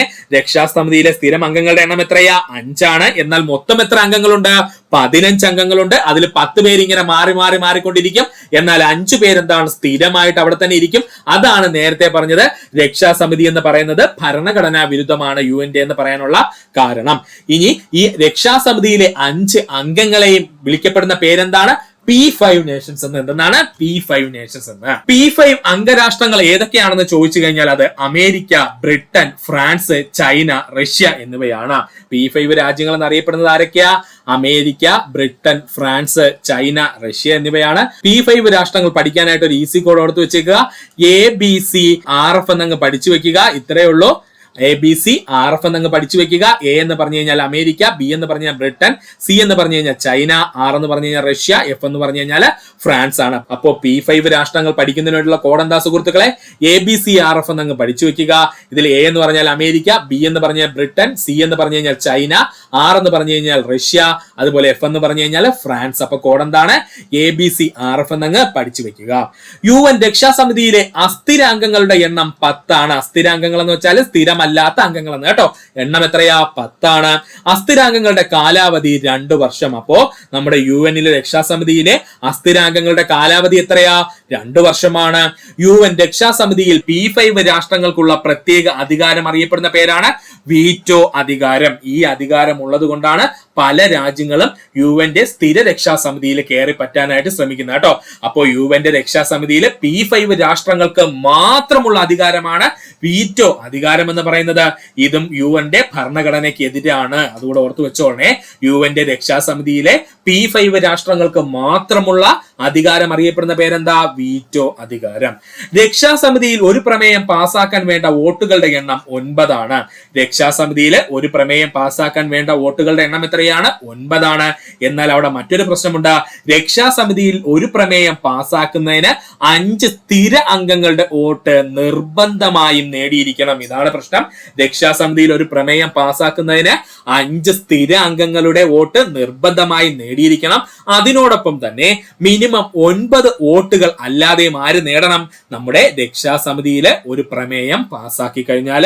അതുകൂടെ സുഹൃത്തുക്കളെന്ന് ഓർത്തു വെച്ച് പഠിക്കുക. ഭൂമിശാസ്ത്രപരമായാണ് UN രക്ഷാസമിതിയിലേക്ക് അസ്ഥിരാംഗങ്ങളെ തിരഞ്ഞെടുക്കുന്നത്. സ്ഥിരാംഗങ്ങൾ ഓൾറെഡി അവിടെ ഇരിപ്പോണ്ടേ. P5 നേഷൻസ് എന്ന് പറഞ്ഞിട്ട് നമ്മൾ പഠിച്ചിരുന്നു. എന്താണ്, ABCRF എന്ന് നമ്മൾ പഠിച്ചിരുന്നു. ആ രാജ്യങ്ങളെല്ലാം അവിടെയുണ്ട്. എന്നാൽ ഭൂമിശാസ്ത്രപരമായാണ് UN രക്ഷാസമിതി അസ്ഥിരാംഗങ്ങളെ, സ്ഥിരമല്ലാത്ത അംഗങ്ങളെ തിരഞ്ഞെടുക്കുന്നത്. ഇനി നമുക്ക് നോക്കാനുള്ളത് എങ്ങനെയാണ് നമ്മുടെ UN രക്ഷാസമിതി അസ്ഥിരാംഗങ്ങൾ അഥവാ സ്ഥിരതയില്ലാത്ത, സ്ഥിരമല്ലാത്ത അംഗങ്ങളെ തിരഞ്ഞെടുക്കുന്നതെന്നാണ്. അപ്പോ എങ്ങനെയാ തിരഞ്ഞെടുക്കുന്നതെന്ന് ചോദിച്ചാൽ ഭൂമിശാസ്ത്രപരമായിട്ടാണ് UN രക്ഷാസമിതി അസ്ഥിരാംഗങ്ങളെ തിരഞ്ഞെടുക്കുന്നത്? അതെങ്ങനെയാണെന്ന് നോക്കാം. ഏഷ്യൻ ആഫ്രിക്കൻ രാജ്യങ്ങളിൽ നിന്നും 5 രാജ്യങ്ങൾ, അല്ലെങ്കിൽ ഏഷ്യൻ ആഫ്രിക്കൻ കോണ്ടിനെന്റുകളിൽ നിന്നും എത്രയാണ്? 5 രാജ്യങ്ങള്. ലാറ്റിൻ അമേരിക്കൻ രാജ്യങ്ങളിൽ നിന്നും 3 രാജ്യങ്ങള്, ലാറ്റിൻ അമേരിക്കയിൽ നിന്നും 3 രാജ്യങ്ങള്. പശ്ചിമ യൂറോപ്യൻ രാജ്യങ്ങളിൽ നിന്നും 1 അതുപോലെ പൂർവ്വ യൂറോപ്യൻ രാജ്യങ്ങളിൽ നിന്നും 1. അപ്പൊ മൊത്തം എത്ര പേരായി? 10 പേരായില്ലേ സുഹൃത്തുക്കളെ? സെറ്റാണേ. അപ്പോ ഭൂമിശാസ്ത്രപരമായിട്ട് UN രക്ഷാസമിതിയിലേക്ക് അസ്ഥിരാംഗങ്ങളെ തിരഞ്ഞെടുക്കുന്നത് എങ്ങനെയാണ്? ഏഷ്യൻ ആഫ്രിക്കൻ രാജ്യങ്ങളിൽ നിന്നും 5 രാജ്യങ്ങള്, ലാറ്റിൻ അമേരിക്കൻ രാജ്യങ്ങളിൽ നിന്നും 3 രാജ്യങ്ങള്, പശ്ചിമ യൂറോപ്യൻ രാജ്യങ്ങളിൽ നിന്ന് 1, പൂർവ്വ യൂറോപ്യൻ രാജ്യങ്ങളിൽ നിന്നും 1 രാജ്യം. ഇങ്ങനെ 10 രാജ്യങ്ങളെ ആര് തിരഞ്ഞെടുക്കുന്നു? UN രക്ഷാസമിതി തിരഞ്ഞെടുക്കും. ഏറ്റവും കൂടുതൽ തവണ UN രക്ഷാസമിതിയിലേക്ക് താൽക്കാലിക അംഗമായ രാജ്യം ജപ്പാനാണ്. 11 തവണ. പഠിച്ചോളനെ. ഏറ്റവും കൂടുതൽ തവണ UN രക്ഷാസമിതിയിലേക്ക് താൽക്കാലിക അംഗമായ രാജ്യം എന്ന് ചോദിച്ചാൽ അത് ജപ്പാനാണ്. ജപ്പാൻ എത്ര തവണ തിരഞ്ഞെടുത്തു സുഹൃത്തുക്കളെ? 11 തവണ തിരഞ്ഞെടുക്കപ്പെട്ടു. ഇന്ത്യ എത്ര തവണയാണ് UN രക്ഷാസമിതിയിൽ താൽക്കാലിക അംഗമായിട്ടുള്ളതെന്ന് ചോദിച്ചാല് 8 തവണയാണ്. പഠിച്ചോളനെ. പഴയ ടെക്സ്റ്റ് ബുക്ക് ഒക്കെ എടുത്ത് നോക്കിക്കഴിഞ്ഞാൽ 7 തവണയെന്ന് കിടക്കും. അല്ല, 8 തവണ എന്തായിട്ടുണ്ട്? നമ്മുടെ ഇന്ത്യ UNന്റെ രക്ഷാസമിതിയിലെ താൽക്കാലിക അംഗമായിട്ടുണ്ട്. അപ്പോൾ ഇന്ത്യ എത്ര തവണ UNന്റെ രക്ഷാസമിതിയിൽ താൽക്കാലിക അംഗമായിട്ടുണ്ട്? 8 തവണയായിട്ടുണ്ട്. അവസാനമായി ഇന്ത്യ UN രക്ഷാസമിതിയിൽ താൽക്കാലിക അംഗമായ വർഷം 2021-2022 കാലയളവില്. അവസാനമായിട്ട് ഇന്ത്യ UNന്റെ രക്ഷാസമിതിയിൽ താൽക്കാലിക അംഗമായ വർഷം എത്രയാ? 2021-2022 കാലഘട്ടത്തിലാണ്. അടുത്തായി ഇന്ത്യ UNന്റെ രക്ഷാസമിതിയിൽ താൽക്കാലിക അംഗമാകാൻ പോകുന്ന വർഷം 2028-2029 ആണ്. ഇങ്ങനെയുള്ള പോയിന്റ്സ് ഒക്കെ പഠിച്ചു വെച്ചോളണേ. അടുത്തതായിട്ട് ഇന്ത്യ UN രക്ഷാസമിതിയിൽ താൽക്കാലിക അംഗമാകാൻ പോകുന്ന വർഷം എത്രയാ? 2028-2029 കാലഘട്ടത്തിലാണ്. ഇപ്പോൾ UN രക്ഷാസമിതിയിൽ താൽക്കാലിക അംഗമായിരിക്കുന്ന ഇന്ത്യയുടെ വിദേശ രാജ്യം ഏതാണ്? പാകിസ്ഥാനാണ്. ഇങ്ങനെയുള്ള പോയിന്റ് ഒക്കെ PSC ഉറപ്പായിട്ടും സ്റ്റേറ്റ്മെന്റ് ലെവലിൽ ചോദിക്കും. പഠിക്കുക. ഇപ്പോൾ UN രക്ഷാസമിതിയിൽ താൽക്കാലിക അംഗമായിരിക്കുന്ന ഇന്ത്യയുടെ വിദേശ രാജ്യം എന്ന് ചോദിച്ചു കഴിഞ്ഞാൽ അത് പാകിസ്ഥാനാണ്. 2025 മുതൽ 2026 വരെ പാകിസ്ഥാൻ എന്തിന്റെ ഭാഗമാണ്? UNന്റെ രക്ഷാസമിതിയുടെ താൽക്കാലിക അംഗമാണ്. സ്ഥിരമംഗമല്ല, താൽക്കാലിക അംഗമായിട്ട് തുടരുന്നതാണ്. ഇതുകൂടെ ഒന്ന് പഠിച്ചു വെക്കുക. UN രക്ഷാസമിതിയിലേക്ക് താൽക്കാലിക അംഗങ്ങളെ തിരഞ്ഞെടുക്കുന്നത് പൊതുസഭയിലെ വോട്ടെടുപ്പിലൂടെയാണ്. പൊതുസഭയിലെ അംഗങ്ങളിൽ 2 പേർ അനുകൂലിക്കുകയും വേണം. ഇമ്പോർട്ടന്റ് ആണ്. UN രക്ഷാസമിതിയിലേക്ക് താൽക്കാലിക അംഗങ്ങളെ തിരഞ്ഞെടുക്കുന്നത് പൊതുസഭയിലെ വോട്ടെടുപ്പിലൂടെയാണ്. പൊതുസഭയിലെ അംഗങ്ങളിൽ 2 പേരും എന്ത് ചെയ്യണം? ഈ പറഞ്ഞിരിക്കുന്ന രാജ്യങ്ങളെ അനുകൂലിക്കുകയും വേണം. എന്നിൽ മാത്രമേ ആ രാജ്യം UNന്റെ രക്ഷാസമിതിയിലെ താൽക്കാലിക അംഗങ്ങളിലേക്ക് പ്രവേശിക്കാൻ കഴിയുള്ളൂ. UNന്റെ രക്ഷാസമിതിയിലെ സ്ഥിര അംഗങ്ങളുടെ എണ്ണം വർദ്ധിപ്പിച്ച് സ്ഥിര അംഗ പദവി നേടിയെടുക്കുവാൻ ശ്രമിക്കുന്ന രാഷ്ട്രങ്ങളുടെ കൂട്ടായ്മയാണ് G4 നേഷൻസ് എന്ന് പറയുന്നത്. ഇപ്പൊ അങ്ങോട്ട് PSC ചോദിച്ചതേ ഉള്ളൂ. പ്രീവിയസ് ക്വസ്റ്റ്യൻ ആണ്. പഠിച്ചോളനെ. രക്ഷാസമിതിയിലെ സ്ഥിര അംഗങ്ങളുടെ എണ്ണം വികസിപ്പിച്ചുകൊണ്ട് സ്ഥിര അംഗ പദവി നേടിയെടുക്കുവാൻ ശ്രമിക്കുന്ന രാജ്യങ്ങളുടെ കൂട്ടായ്മയാണ് G4 നേഷൻസ് എന്നറിയപ്പെടുന്നത്. ഈ G4 നേഷൻസ് ആരൊക്കെയെന്ന് ചോദിച്ചാല് ഇന്ത്യ, ജപ്പാൻ, ബ്രസീല്, ജർമ്മനി എന്നിവയാണ്. പഠിച്ചോളനെ. G4 രാജ്യങ്ങൾ ഏതൊക്കെയാണെന്ന് ചോദിച്ചാൽ ഇന്ത്യ, ജപ്പാൻ, ബ്രസീല്, ജർമ്മനി എന്നിവയാണ്. ഇത് പഠിക്കുവാനുള്ള ഈസി കോഡ് പറഞ്ഞുതരാൻ സുഹൃത്തുക്കളെ. ഒന്നുമില്ല, ബിഗ് ജെ എന്നങ്ങ് പഠിക്കുക. എന്താണ് ബിഗ് ജെ എന്നോ അല്ലെങ്കിൽ ജപ്പാൻ ബിഗ് ആണെന്നോ പഠിച്ചു വെക്കുക. അപ്പോൾ G4 രാജ്യങ്ങളുടെ കോഡ് എന്താണ്? ബിഗ് ജെ എന്ന് പഠിക്കുക. ഇതിൽ B എന്ന് പറഞ്ഞു കഴിഞ്ഞാൽ ബ്രസീലാണ്, I എന്ന് പറഞ്ഞു കഴിഞ്ഞാൽ ഇന്ത്യയാണ്, G എന്ന് പറഞ്ഞു കഴിഞ്ഞാൽ ജർമ്മനിയാണ്, അതുപോലെ J എന്ന് പറഞ്ഞു കഴിഞ്ഞാൽ ജപ്പാനാണ്. ജർമ്മനി G ആണ് കേട്ടോ, ശ്രദ്ധിച്ചോളണേ. J എന്ന് പറഞ്ഞു കഴിഞ്ഞാൽ ജപ്പാനാണ്. അപ്പോൾ G4 രാജ്യങ്ങൾ ഏതൊക്കെയാ? ഇന്ത്യ, ജപ്പാൻ, ബ്രസീൽ, ജർമ്മനി എന്നിവയാണ്. ഇത് പഠിക്കേണ്ട കോഡ് എന്താ സുഹൃത്തുക്കളെ? ബിഗ് ജെ എന്നങ്ങ് പഠിച്ചു വെക്കുക. ഇതിൽ B എന്ന് പറഞ്ഞു കഴിഞ്ഞാൽ ആരാ? ബ്രസീലാണ്. I എന്ന് പറഞ്ഞു കഴിഞ്ഞാൽ ഇന്ത്യയാണ്. G എന്ന് പറഞ്ഞു കഴിഞ്ഞാൽ ജർമ്മനിയാണ്. അതുപോലെ J എന്ന് പറഞ്ഞു കഴിഞ്ഞാൽ ആരാണ്? ജപ്പാനാണ്. പഠിച്ചു വെക്കുക. G4 രാജ്യങ്ങളുടെ കൂട്ടായ്മയെ എതിർക്കുന്ന സംഘടനയാണ് കോഫി ക്ലബ് എന്നറിയപ്പെടുന്നത്. PSCയുടെ പ്രീവിയസ് ക്വസ്റ്റ്യൻ ആണ്. പഠിച്ചോളണേ. G4 രാജ്യങ്ങളുടെ കൂട്ടായ്മയെ എതിർക്കുന്ന സംഘടന അറിയപ്പെടുന്ന പേരാണ് കോഫി ക്ലബ് എന്ന്. എന്തെന്ന് അറിയപ്പെടുന്നത്? കോഫി ക്ലബ് എന്ന്. അടുത്തതായി നമുക്ക് നോക്കാനുള്ളതാണ് സാമ്പത്തിക സാമൂഹിക സമിതി. ഏതാണ്? സാമ്പത്തിക സാമൂഹിക സമിതി. UNന്റെ പ്രത്യേക ഏജൻസികളെ നിയന്ത്രിക്കുന്നതാണ് സാമ്പത്തിക സാമൂഹിക സമിതി അഥവാ എക്കോസോക് എന്ന് പറയും കേട്ടോ. പഠിച്ചോളണേ. UNന്റെ പ്രത്യേക ഏജൻസികളെ നിയന്ത്രിക്കുന്നത് സാമ്പത്തിക സാമൂഹിക സമിതിയാണ്. UNന്റെ ഘടകങ്ങളുടെയും അനുബന്ധ ഏജൻസികളുടെയും പ്രവർത്തനങ്ങൾ ഏകോപിപ്പിക്കുന്ന സമിതി സാമ്പത്തിക സാമൂഹിക സമിതി. UNന്റെ ഘടകങ്ങളുടെയും അനുബന്ധ ഏജൻസികളുടെയും പ്രവർത്തനങ്ങൾ ഏകോപിപ്പിക്കുന്ന സമിതി എന്നറിയപ്പെടുന്നത് ആരാ? സാമ്പത്തിക സാമൂഹിക സമിതിയാണ്. സാമ്പത്തിക സാമൂഹിക സമിതിയിലെ അംഗങ്ങളുടെ എണ്ണം 54. ഇത് തുടക്കത്തിൽ 18 രാജ്യങ്ങളായിരുന്നു. പഠിച്ചോളനെ, സാമ്പത്തിക സാമൂഹിക സമിതിയിലെ അംഗരാജ്യങ്ങളുടെ എണ്ണം എത്രയാണ്? 54. തുടക്കത്തിൽ ഇത് എത്രയായിരുന്നു? 18 ആയിരുന്നു. 54 അംഗസംഖ്യയുള്ള ഈ സമിതി ഓരോ 3 വർഷം കൂടുമ്പോഴും ജനറൽ അസംബ്ലിയിലൂടെ തിരഞ്ഞെടുക്കപ്പെടുന്നു. വീണ്ടും പഠിക്കുക, ഇമ്പോർട്ടന്റ് ആണ്.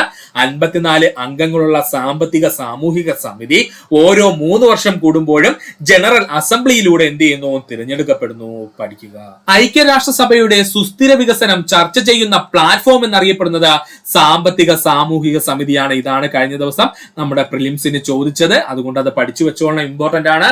ഐക്യരാഷ്ട്രസഭയുടെ സുസ്ഥിര വികസനം ചർച്ച ചെയ്യുന്ന പ്ലാറ്റ്ഫോം എന്നറിയപ്പെടുന്നത് സാമ്പത്തിക സാമൂഹിക സമിതിയാണ്. വീണ്ടും പറയുന്നു, ഐക്യരാഷ്ട്രസഭയുടെ സുസ്ഥിര വികസനം ചർച്ച ചെയ്യുന്ന പ്ലാറ്റ്ഫോം എന്നറിയപ്പെടുന്നത് സാമ്പത്തിക സാമൂഹിക സമിതിയാണ്. ഡാറ്റ ശേഖരണം, വികസന പ്രശ്നങ്ങൾ നിരീക്ഷിക്കൽ, നയശുപാർശകൾ എന്നിവയുമായി ബന്ധപ്പെട്ട പ്രവർത്തനങ്ങൾ നിർവഹിക്കുന്ന യുഎന്റെ സമിതി എന്നറിയപ്പെടുന്നത് സാമ്പത്തിക സാമൂഹിക സമിതിയാണ്. പഠിച്ചോളനെ, ഡാറ്റ ശേഖരണം, വികസന പ്രശ്നങ്ങൾ നിരീക്ഷിക്കൽ, നയ ശുപാർശകൾ എന്നിവയുമായി ബന്ധപ്പെട്ട പ്രവർത്തനങ്ങൾ നിർവഹിക്കുന്ന യുഎൻ സമിതി എന്ന് ചോദിച്ചാൽ അത് സാമ്പത്തിക സാമൂഹിക സമിതിയാണ്. സാമ്പത്തിക സാമൂഹിക സമിതിയുടെ കീഴിൽ 12 കമ്മീഷനുകൾ പ്രവർത്തിക്കുന്നു. ഇമ്പോർട്ടന്റ് ആണ്. സാമ്പത്തിക സാമൂഹിക സമിതിയുടെ കീഴിൽ 12 കമ്മീഷനുകൾ പ്രവർത്തിക്കുകയും ചെയ്യുന്നു. പഠിക്കുക. ഇനി നമുക്ക് നോക്കാനുള്ളത് സാമ്പത്തിക സാമൂഹിക സമിതിയുടെ കീഴിൽ പ്രവർത്തിക്കുന്ന വളരെ പരമപ്രധാനമായ കമ്മീഷനുകൾ മാത്രമേ നമ്മൾ പറയുന്നുള്ളൂ. സാമ്പത്തിക സാമൂഹിക സമിതിയുടെ കീഴിൽ പ്രവർത്തിക്കുന്ന പ്രധാന കമ്മീഷനുകൾ: statistical commission, commission on population and development, commission for social development, commission on the status of woman, commission on narcotics drugs, commission on crime prevention and criminal justice, commission on science and technology for development, united nation forum on forest. ഇത്രയുമാണ് പ്രധാനപ്പെട്ട സാമ്പത്തിക സാമൂഹിക സമിതിയുടെ കീഴിൽ വരുന്ന കമ്മീഷനുകൾ. ഒന്നുകൂടി പറയാം സുഹൃത്തുക്കളെ, ശ്രദ്ധിച്ചിരിക്കുക. സാമ്പത്തിക സാമൂഹിക സമിതിയുടെ കീഴിൽ വരുന്ന പ്രധാന കമ്മീഷനുകളാണ് നമ്മൾ പറയാൻ പോകുന്നത്. Statistical commission, commission on population and development, commission for social development, commission on the status of woman, commission on narcotics drugs, commission on crime prevention and criminal justice, commission on science and technology for development, united nation forum on forest. ഇത്രയും സുഹൃത്തുക്കളെ പഠിച്ചു വെക്കാൻ ശ്രമിക്കുക. അടുത്തതായി നമുക്ക് പഠിക്കുവാനുള്ളതാണ് അന്താരാഷ്ട്ര നീതിന്യായ കോടതി. ഏതാണ്? അന്താരാഷ്ട്ര നീതിന്യായ കോടതി. വളരെ ഇമ്പോർട്ടന്റ് ആയിട്ടുള്ള മേഖലയാണ് അന്താരാഷ്ട്ര നീതിന്യായ കോടതി. യുഎൻ അംഗരാജ്യങ്ങളുടെയും യുഎൻ ഏജൻസികളുടെയും നിയമപ്രശ്നങ്ങൾക്ക് ഉപദേശം നൽകുന്ന ഐക്യരാഷ്ട്രസഭയുടെ ഘടകം എന്നറിയപ്പെടുന്നത് അന്താരാഷ്ട്ര നീതിന്യായ കോടതി. യുഎൻ അംഗരാജ്യങ്ങളുടെയും യുഎൻ ഏജൻസികളുടെയും നിയമപ്രശ്നങ്ങൾക്ക് ഉപദേശം നൽകുന്ന ഐക്യരാഷ്ട്രസഭയുടെ ഘടകം എന്നറിയപ്പെടുന്നത് അന്താരാഷ്ട്ര നീതിന്യായ കോടതിയാണ്. ഐക്യരാഷ്ട്രസഭയുടെ നീതിന്യായ വിഭാഗം എന്നറിയപ്പെടുന്നത് അന്താരാഷ്ട്ര നീതിന്യായ കോടതിയാണ്. ഐക്യരാഷ്ട്രസഭയുടെ നീതിന്യായ വിഭാഗം എന്നറിയപ്പെടുന്നത് അന്താരാഷ്ട്ര നീതിന്യായ കോടതിയാണ്. യുഎൻ പ്രധാന ഘടകങ്ങളിൽ അമേരിക്കയ്ക്ക് പുറത്തുള്ള ഏക ഘടകം എന്നറിയപ്പെടുന്നത് അന്താരാഷ്ട്ര നീതിന്യായ കോടതിയാണ്. യുഎന്റെ പ്രധാന ഘടകങ്ങളിൽ അമേരിക്കയ്ക്ക് പുറത്തുള്ള ഏക ഘടകം എന്നറിയപ്പെടുന്നത് അന്താരാഷ്ട്ര നീതിന്യായ കോടതിയാണ്. കോടതിക്ക് യുക്തമെന്ന് തോന്നുന്ന ഏത് രാഷ്ട്രത്തിൽ വെച്ചും സമ്മേളിക്കുവാൻ അന്താരാഷ്ട്ര നീതിന്യായ കോടതിക്ക് അധികാരമുണ്ട്. ഇത് പഠിച്ചു വെച്ചോളണം. നമ്മുടെ സ്റ്റേറ്റ്മെന്റ് ലെവൽ ചോദ്യമായിട്ട് PSC ചോദിക്കും. ഇമ്പോർട്ടന്റ് ആണ്. അതായത് അന്താരാഷ്ട്ര നീതിന്യായ കോടതിക്ക് യുക്തമെന്ന് തോന്നുന്ന ഏതൊരു രാഷ്ട്രത്തിൽ വെച്ചിട്ടും സമ്മേളനം വിളിച്ചു ചേർക്കുന്നതിന് അധികാരമുണ്ട്. പഠിക്കുക. അന്താരാഷ്ട്ര നീതിന്യായ കോടതിയിലെ ജഡ്ജിമാരുടെ എണ്ണം 15 ആണ്. ഇമ്പോർട്ടന്റ് ആണ്, പഠിച്ചോളണേ. അന്താരാഷ്ട്ര നീതിന്യായ കോടതിയിലെ ജഡ്ജിമാരുടെ എണ്ണം എത്രയാണ്? 15 ആണ്. അന്താരാഷ്ട്ര നീതിന്യായ കോടതി സമ്മേളിക്കുന്നതിന് വേണ്ട കോറം തികയ്ക്കാൻ ആവശ്യമായ ജഡ്ജിമാരുടെ എണ്ണം 9 ആണ്. എന്താ കോറം എന്ന് ചോദിച്ചാല് ഒരു സമ്മേളനം അല്ലെങ്കിൽ ഒരു കാര്യത്തിനെ കുറിച്ച് ചർച്ച ചെയ്യുമ്പോൾ മിനിമം ഇത്ര പേര് വേണമെന്നില്ലേ സുഹൃത്തുക്കളെ? അങ്ങനെയുള്ള ജഡ്ജിമാരുടെ എണ്ണം എത്രയാ? 9 ആണ്. അപ്പോൾ അന്താരാഷ്ട്ര നീതിന്യായ കോടതി സമ്മേളിക്കുന്നതിന് വേണ്ട ക്വാറം തികയ്ക്കാൻ ആവശ്യമായ ജഡ്ജിമാരുടെ എണ്ണം 9 ആണ്. ജഡ്ജിമാരുടെ കാലാവധി 9 വർഷമാണ്. പഠിച്ചോളനെ, അന്താരാഷ്ട്ര നീതിന്യായ കോടതി ജഡ്ജിമാരുടെ കാലാവധി എത്രയാണ്? 9 വർഷമാണ്.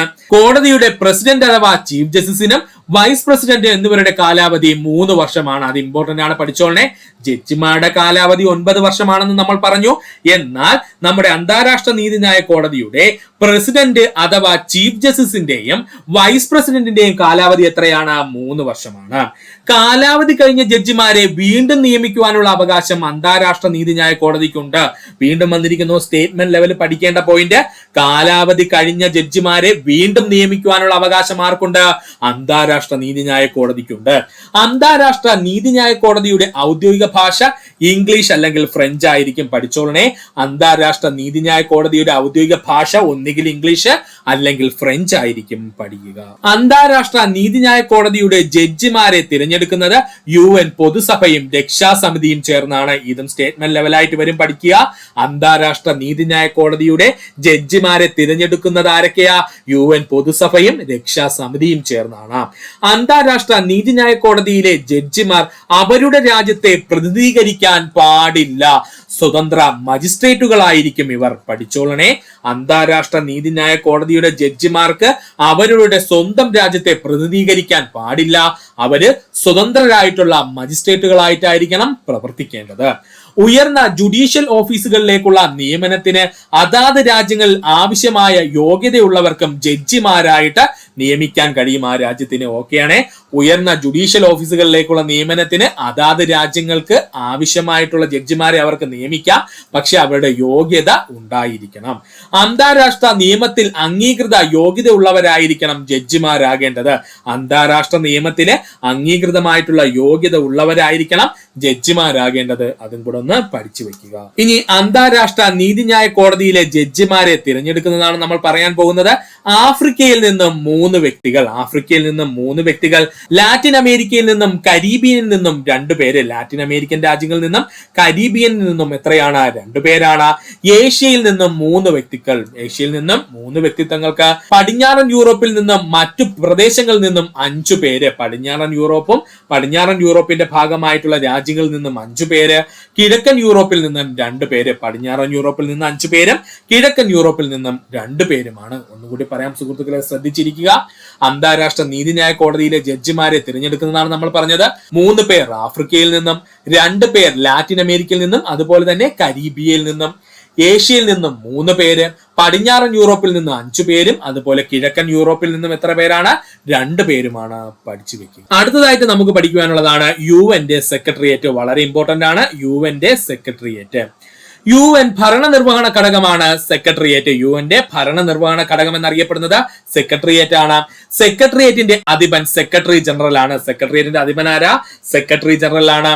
രക്ഷാസമിതിയുടെ ശുപാർശയുടെ അടിസ്ഥാനത്തിൽ പൊതുസഭയാണ് സെക്രട്ടേറിയറ്റ് ജനറലിനെ തിരഞ്ഞെടുക്കുന്നത്.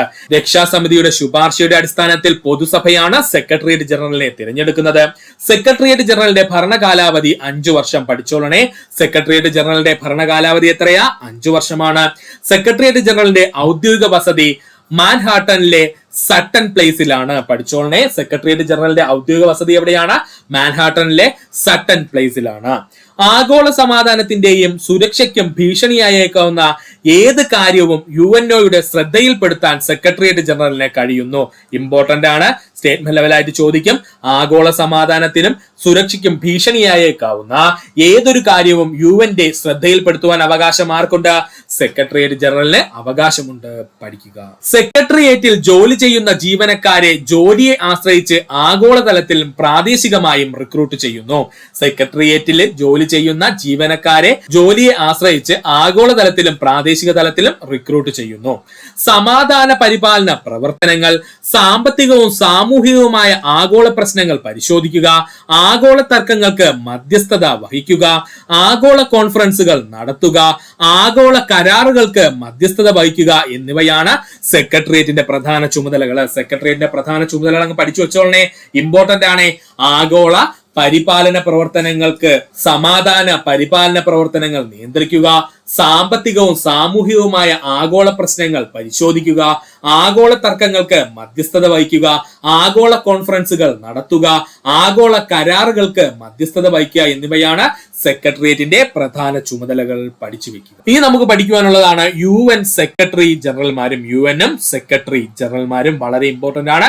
ഈ ഭാഗത്തു നിന്ന് 3 ചോദ്യം PSC പ്രീവിയസ് ആയി ഇപ്പോൾ കഴിഞ്ഞ പ്രിലിംസിന് ചോദിച്ചിട്ടുണ്ട്. അതിൽ ഏറ്റവും പ്രധാനപ്പെട്ട പോയിന്റ്സുകൾ നമ്മൾ എടുത്തു പറയുവാണ്. UNM secretary ജനറൽമാരും. UNന്റെ ആദ്യത്തെ സെക്രട്ടറി ജനറൽ ആയ വ്യക്തിത്വമാണ് ട്രിഗേലി. ഇദ്ദേഹം നോർവേക്കാരനാണ്. പഠിച്ചോളനെ. UNന്റെ ആദ്യത്തെ സെക്രട്ടറി ജനറൽ ആരാ? ട്രിഗേലിയാണ്. ഇദ്ദേഹം നോർവേക്കാരനാണ്.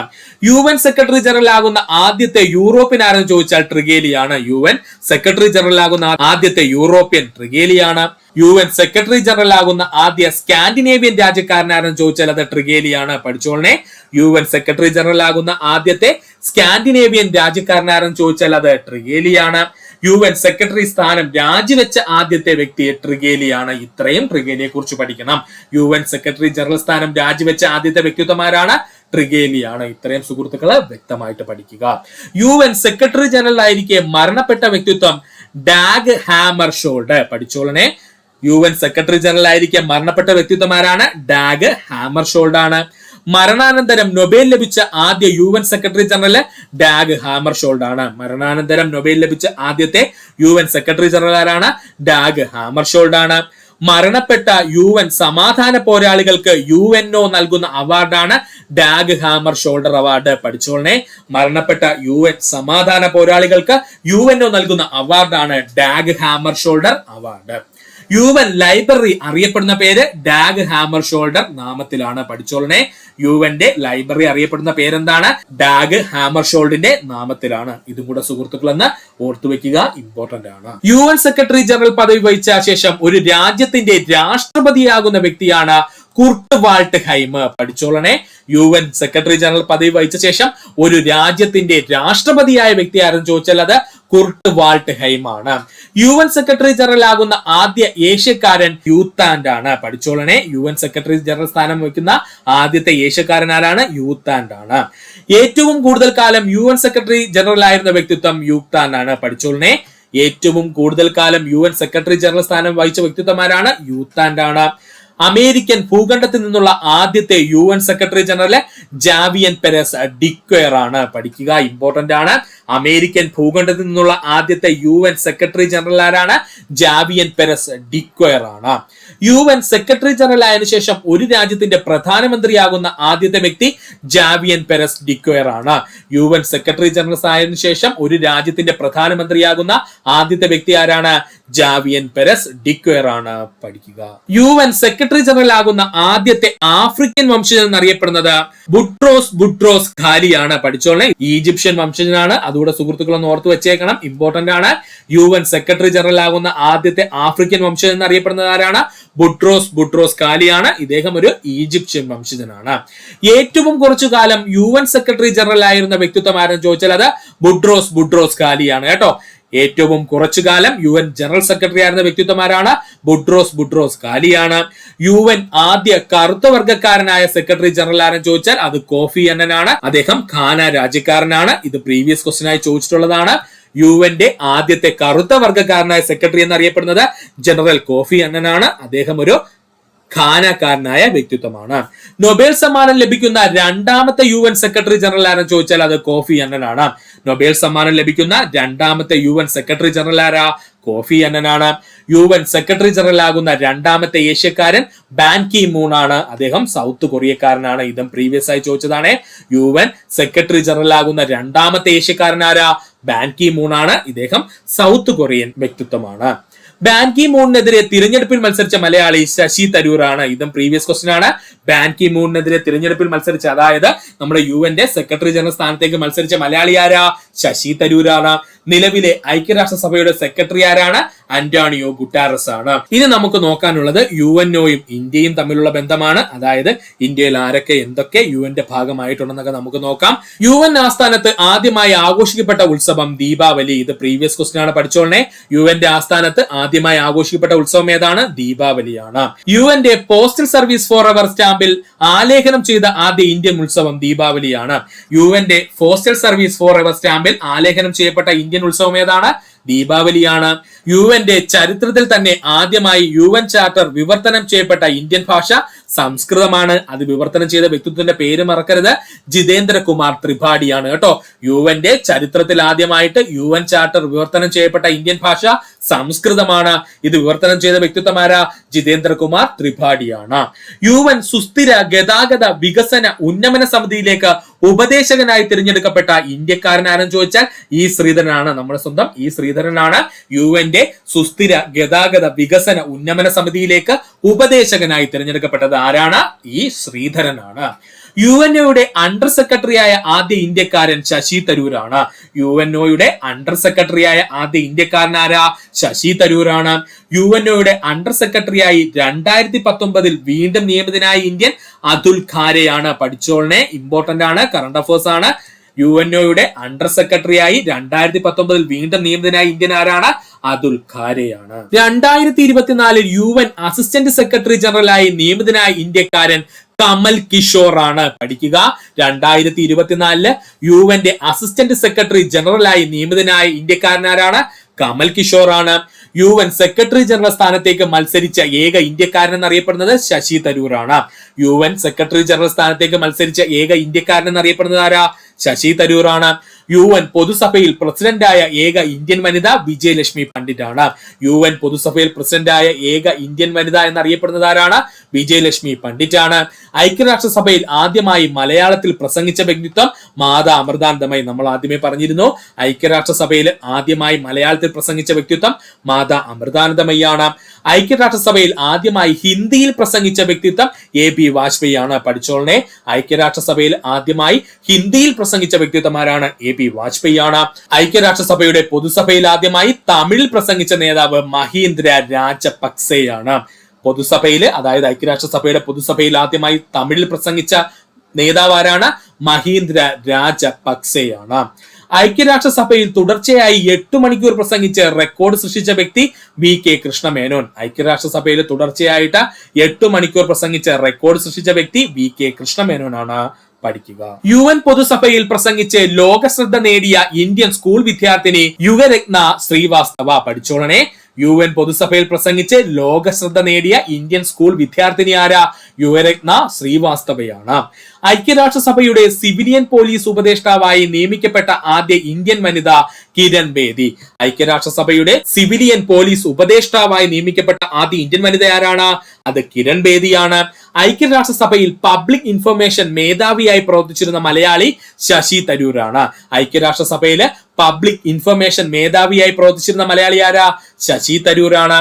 നിലവിലെ ഐക്യരാഷ്ട്രസഭയിലെ ഇന്ത്യയുടെ സ്ഥിരം പ്രതിനിധി എന്നറിയപ്പെടുന്നത് പർവതനേനി ഹരീഷ് ആണ്. പഠിച്ചോളണം, ചില ടെക്സ്റ്റ് ബുക്കുകളിൽ പഴയ പേര് കാണും, അപ്പോൾ സുഹൃത്തുക്കൾ വ്യക്തമായിട്ട് പഠിക്കുക. നിലവിൽ ഇപ്പോഴത്തെ ഐക്യരാഷ്ട്രസഭയിലെ ഇന്ത്യയുടെ സ്ഥിരം പ്രതിനിധി എന്നറിയപ്പെടുന്നത് പർവതനേനി ഹരീഷ് ആണ്. ആരാണ്? പർവതനേനി ഹരീഷ് ആണ്. ഇന്ത്യയിൽ നിന്നുള്ള 23ാമത് ഐക്യരാഷ്ട്ര സഭയുടെ സ്ഥിരം പ്രതിനിധി എന്നറിയപ്പെടുന്നത് പർവതനേനി ഹരീഷ് ആണ്. ഇന്ത്യയിൽ നിന്നുള്ള 23ാമത്തെ ഐക്യരാഷ്ട്രസഭയുടെ ഇന്ത്യൻ സ്ഥിരം പ്രതിനിധി എന്നറിയപ്പെടുന്നത് പർവതനേനി ഹരീഷ് ആണ്.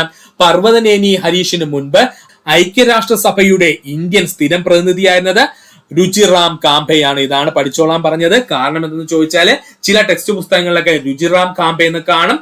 ഇപ്പോ 2024 സെപ്റ്റംബറോടുകൂടി നമ്മുടെ പർവതനേനി ഹരീഷ് സ്ഥാനമേറ്റിട്ടുണ്ട്. അപ്പോൾ പർവതനേനി ഹരീഷിന് മുമ്പ് ഐക്യരാഷ്ട്രസഭയുടെ ഇന്ത്യൻ സ്ഥിരം പ്രതിനിധി ആരായിരുന്നു? അത് രുചിറ കാംബെ ആയിരുന്നു. ആരാണ്? രുചിറ കാംബെ ആയിരുന്നു. ഇത്രയും പോയിന്റ്സ് എങ്കിലും നമ്മൾ യുണൈറ്റഡ് നേഷൻ ഓർഗനൈസേഷൻ അഥവാ UNOയുമായി ബന്ധപ്പെട്ട് പഠിച്ചിരിക്കേണ്ടതുണ്ട്. ഇത്ര നേരം ഈ വീഡിയോ കണ്ട സുഹൃത്തുക്കൾക്ക് നന്ദി, നമസ്കാരം. നിങ്ങൾക്ക് ഈ വീഡിയോ ഇഷ്ടമായെങ്കിൽ നിങ്ങളുടെ സുഹൃത്തുക്കൾ കൂടി ഷെയർ ചെയ്ത് കൊടുക്കുക. അതിനോടൊപ്പം തന്നെ നമ്മുടെ ചാനൽ ഒന്ന് സബ്സ്ക്രൈബ് ചെയ്ത് സഹായിക്കുക. സബ്സ്ക്രൈബ് ബട്ടണോട് ചേർന്നുള്ള ബെൽ ബട്ടൺ അമർത്തി കഴിഞ്ഞാൽ നമ്മൾ അപ്ലോഡ് ചെയ്യുന്ന വീഡിയോകൾ അപ്പോൾ തന്നെ സുഹൃത്തുക്കളെ നിങ്ങൾ എത്തുന്നതാണ്. സുഹൃത്തുക്കൾക്ക് നന്ദി, നമസ്കാരം. നല്ലൊരു ദിവസം നേരുന്നു.